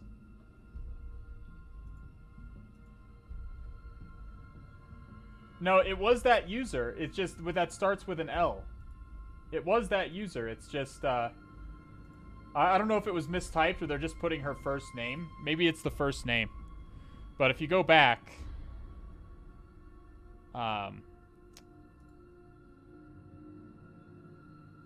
like, I was able to paste her hash in here. Okay, so Ludmila is their first name. Latrova is the naming convention of the first and last name. I guess that makes sense. All right, but this hash did work. So I guess that explains that, and now we're stuck in this fucking hell.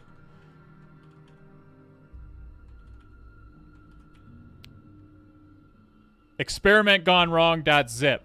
See Windows track. Oh, that was that share we never got access to. Did we take some kind of... Did we take an unintended route? Did we take... We never got access to this trash share. There's a trash share that we never got access to.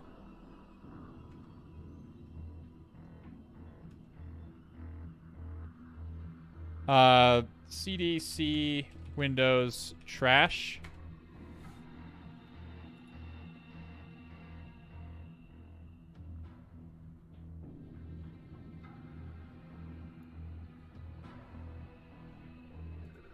Dir. Download chat.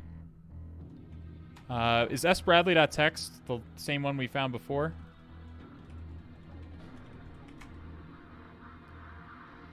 Did we get his flag? I think we did. Steven's flag, yeah. Download experiment gone wrong.zip. God, it's gonna take forever. Why is this so big? Oh God, I hate everything. Okay, this is gonna take forever.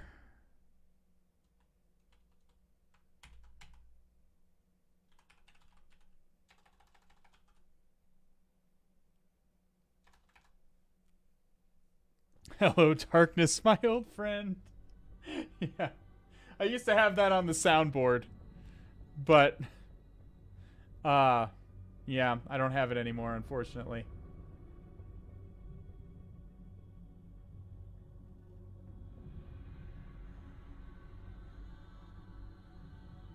It contains malicious shit? I don't know if it does. Like, malicious shit usually isn't that big.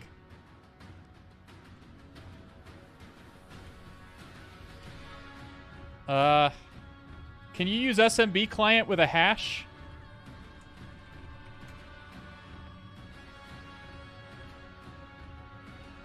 Can I use SMB client with a hash?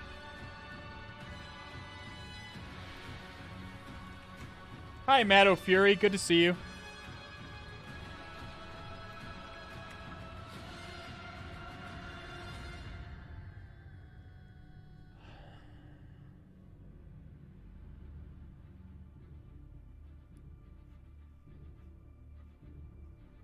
SMB client.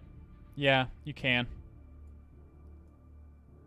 So we'll try and connect with SMB client. It may download quicker.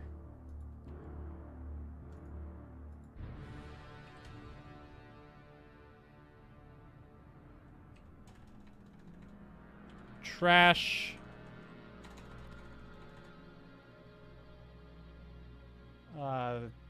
IP address. Oh my god, if this machine terminates again before I finish the machine, I'm gonna vomit. I'm actually gonna puke. I'm actually gonna throw up.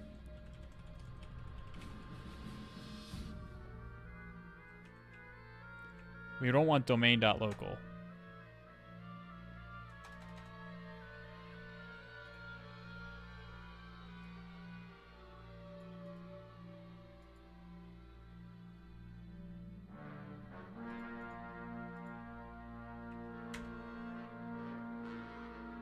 Okay. No! You fucking liar. Why can't... can I just download it, I wonder? What is it? Experiment gone wrong that it's called? 17%. Oh my god.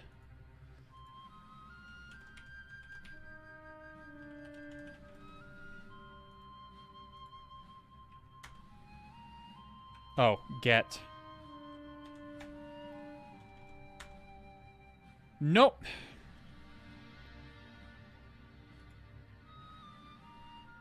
SMB likes apostrophes a lot? Like, yeah, where? Where did I do wrong?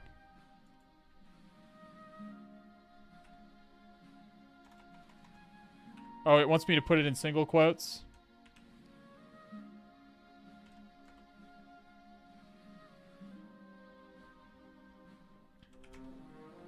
Yeah, it still doesn't work. I feel like it would have errored out if it didn't like the... If the authentication seems to succeed.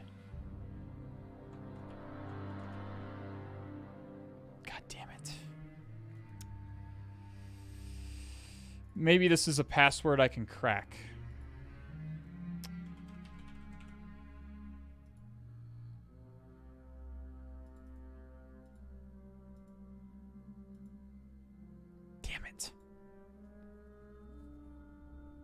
Unzip instead of download? No, that's going to make it even worse.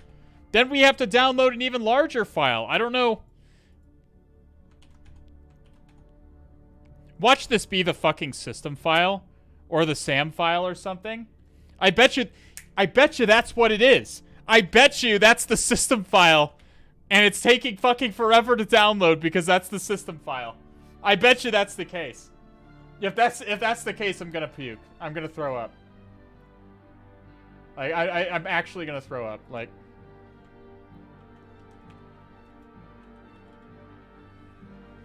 oh, I hate everything. How much longer is this gonna take? I'll just go brush my teeth until it's finished. Man, your teeth will be sparkling clean, that's for sure.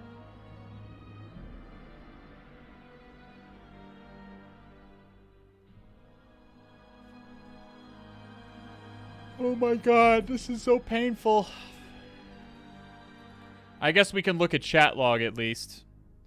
Let me start up a new Evil WinRM session. We can look at the chat log file. Because that file we don't have to download. I can just look at it on the...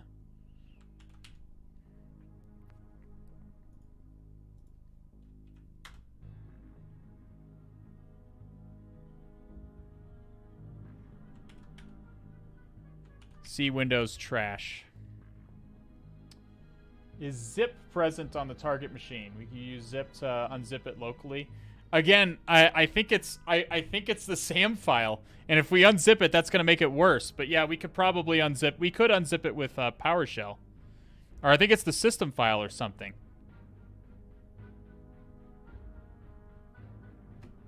But we could unzip it on the machine. That's for true. But I think it's.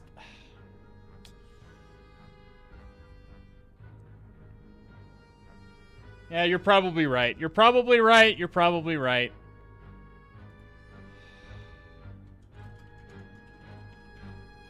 Let's look at what the text file says first.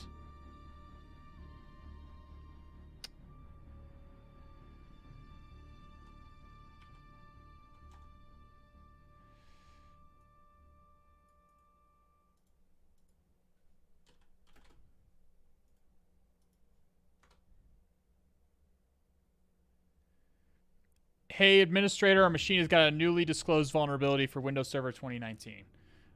Zero logon. I've given you last warning. If you exploit this on the domain controllers you did previously on our Ubuntu server with Dirty Cow, I swear I will kill your WinRM access. Hey, you won't believe what I'm seeing. Now, don't say that you ran the exploit. Yeah, the exploit works great. It needs nothing like credentials. Just give it an IP and domain name, and it resets the administrator. Okay, so they're talking about zero logon. I have made an encrypted zip containing the NTDS.dit and the STIT and the system hive and uploaded the zip inside of the trash share. Why are you the way that you are? Why are you the way that you are? Why? Why? Why? Why? Oh my god.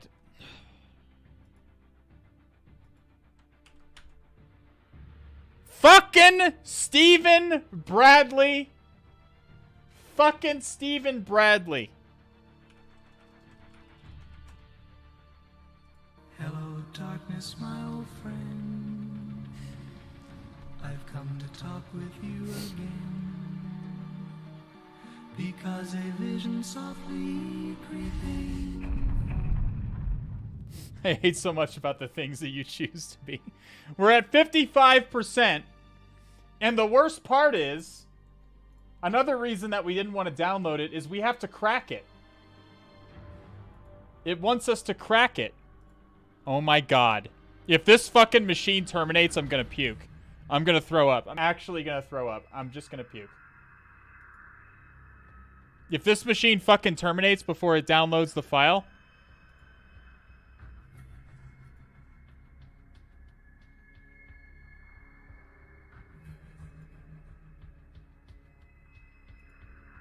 We're at 61%. Hurry!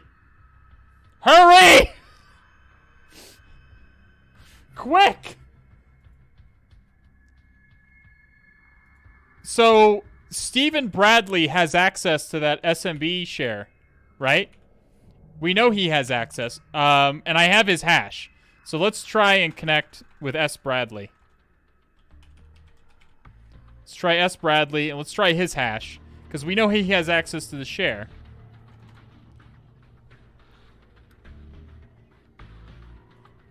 Now we're thinking with portals, okay?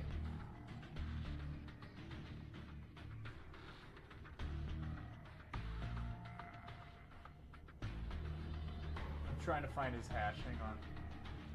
Right there. Okay.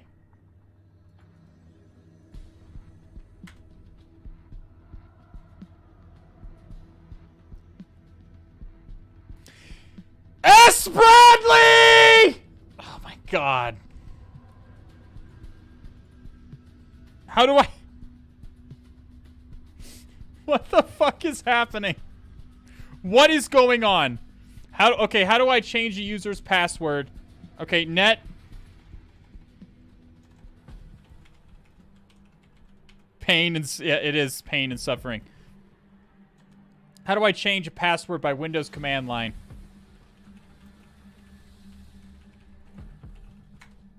Do I just put the new password after net user? Yeah. So net user, S. Bradley, get fucked, 123 exclamation point, / domain.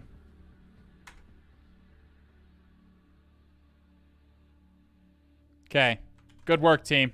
We did it.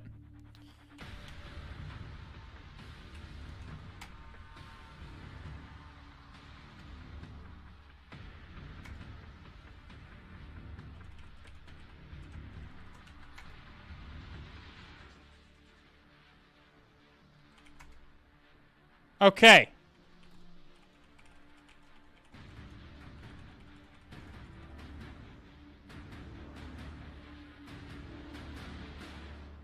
Fuck. I'm seeing a problem. It's going to overwrite the file I'm already downloading, and just in case.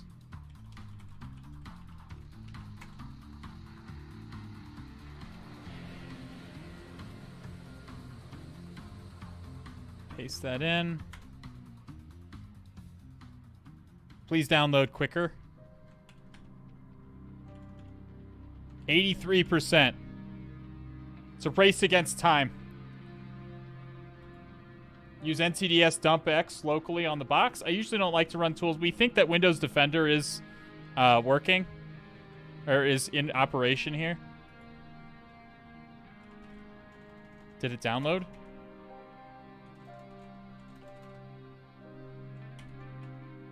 It did download. Thank God. Okay,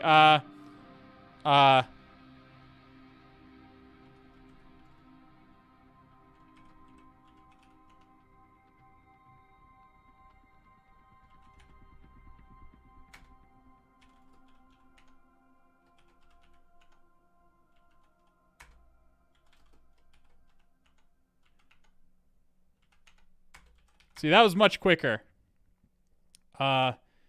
Zip to John. Experiment gone wrong. Experiment. exp.hash. There we go. John. exp.hash. There we go. Electromagnetismo. We did it, chat. Good work.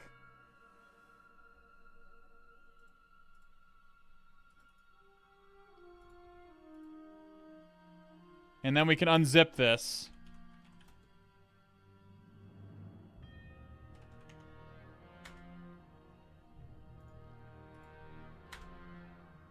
See, it is the system in NTDS.dit. Oh my God. I hate S. Bradley. S. Bradley, you little thorn. Why are you the way that you are? Okay, did we finish it? Is it done? Is the suffering over with? Why is it not showing completed? Oh, Ludmila's flag. Fuck. We're supposed to log in as her, I would assume.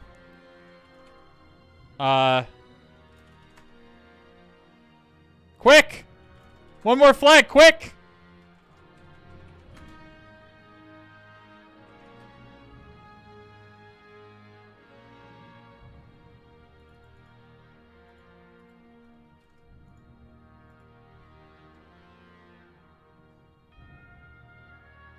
So he's been putting the other flags in secure strings.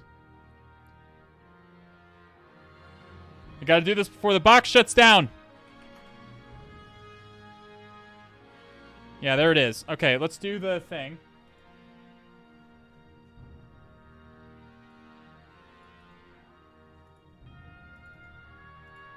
Oh my god.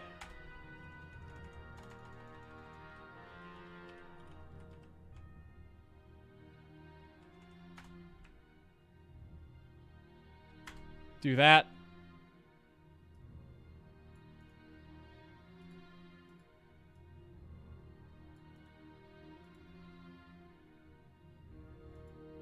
God. God, fuck.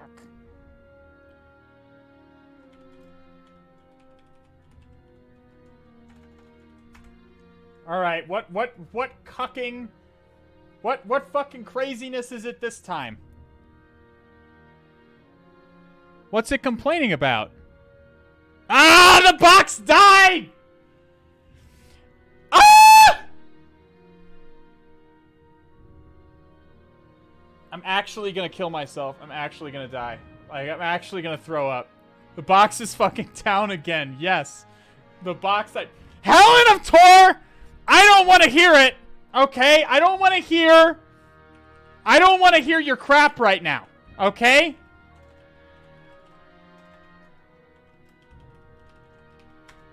My God. Why? Why? Why? Why? Why? Why? I have to keep asking why. Why is this? Why is it? I'm just taking a deep breath, okay? We're taking a deep breath. Why did this thing not import? Is this another fucking cucking? With the fucking... Okay, let's just copy this.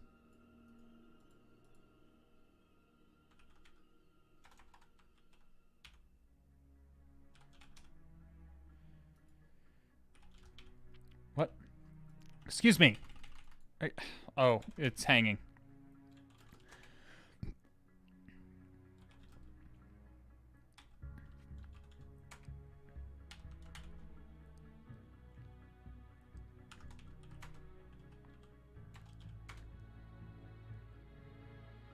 Okay, we started PowerShell.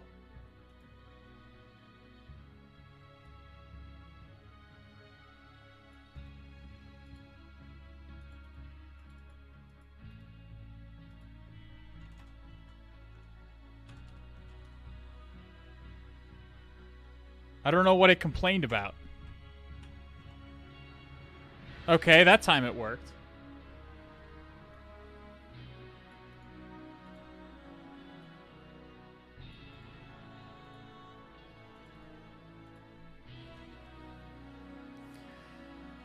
Oh my God, please, please, please. Oh my God, why? Key not valid for use in specified state.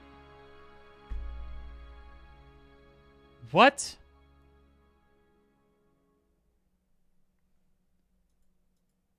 What? Why is the key... God fucking damn it! Because I'll start the stupid box again.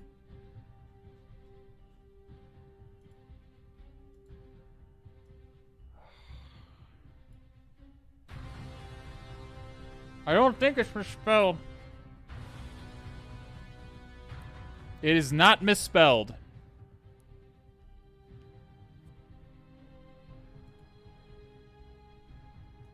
It is not misspelled.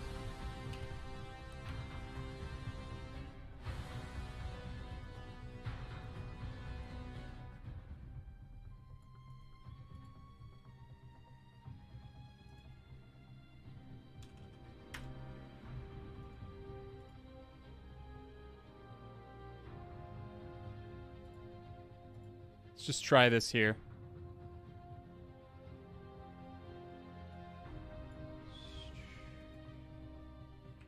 Start a text. Let's do fuck you.text. That sounds good. That sounds fine. And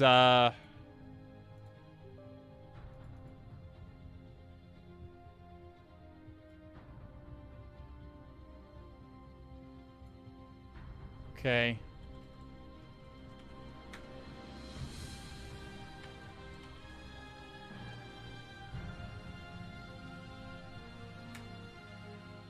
Error occurred during a cryptographic operation.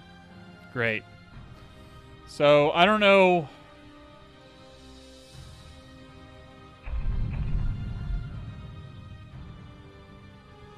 Fucking damn it. I'm so frustrated that I have to start the whole box back up again to do this. Alright, where's Elvatrova's hash? Oh, you know what? I'm not logged in as her. I'm not logged in as her. Oh, because it's data protection API, of course. That's why it's not working. It's not working because I'm not logged in as Elvatrova. I have to be in a session as her. Her credentials have to be in LSASS so that the data protection API can decrypt the blob. That makes sense. Okay, my bad. My bad. I was just moving really fast and I forgot how the data protection API works. 1010 253 76.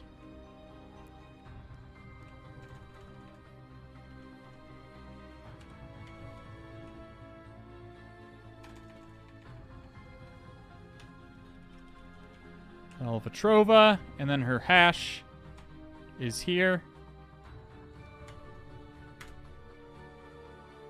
Okay. So, with her credentials in memory, we should be able to extract the hash. I thought you logged in as her? I did not. I was logged in as administrator. Because I was trying to go fast, and I forgot how the data protection API works momentarily.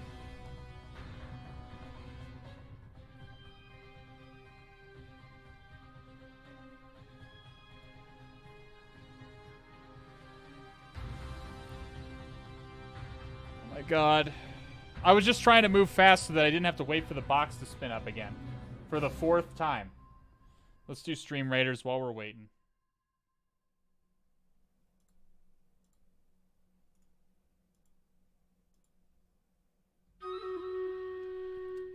LeChuck, Kichi, Loxo, and Fot2TB. Thank you for the follows. Cthulhu Fotten to you.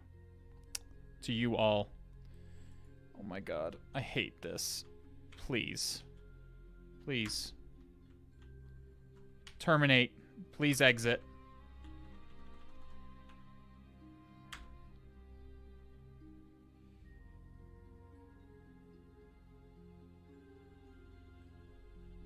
Let's make sure I spelled it right while I'm at it. Elvatrova. Yeah. Okay. Pitux and Mill get the most kills and most assists, respectively.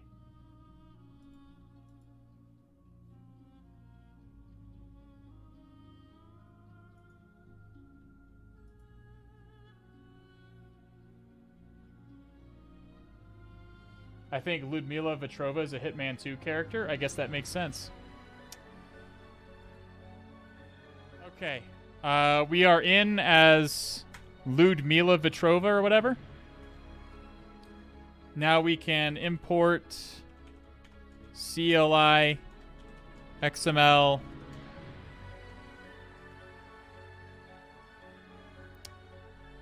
What is it? Vetrova.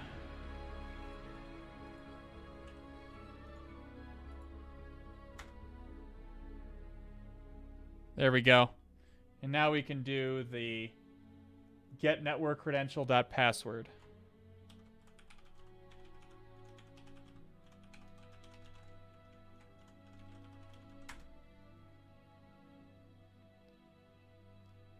No.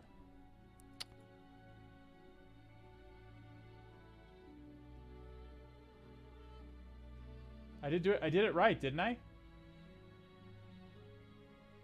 That's a pretty good pronunciation. I didn't really try, but that's good at least. Cannot call a value on a null valued expression. I just copied and pasted. Let's just try copy and pasting it.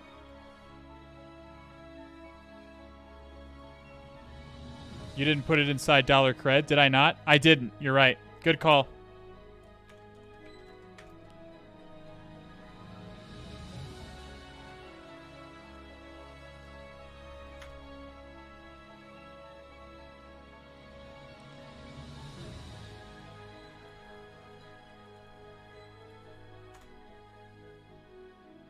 And there we are, finally.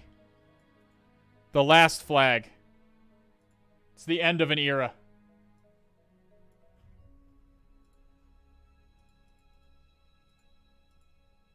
There must have been another way to compromise this machine because, I don't know, maybe you had to get into that trash share? I don't know. I never saw a user that had access to that.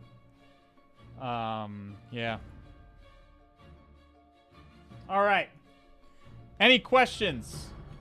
We had a good stream today. We'll be back on Tuesday doing Newbie Tuesday per usual. Any questions before I head out for the day? AGDQ is going on this week. Highly recommend you check out AGDQ. I love AGDQ. I'm going to be watching it all week.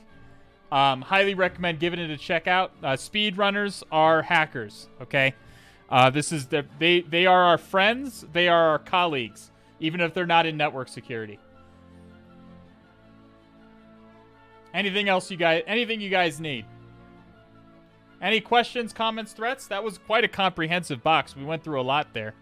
Good box. Give the creator a look on Twitter.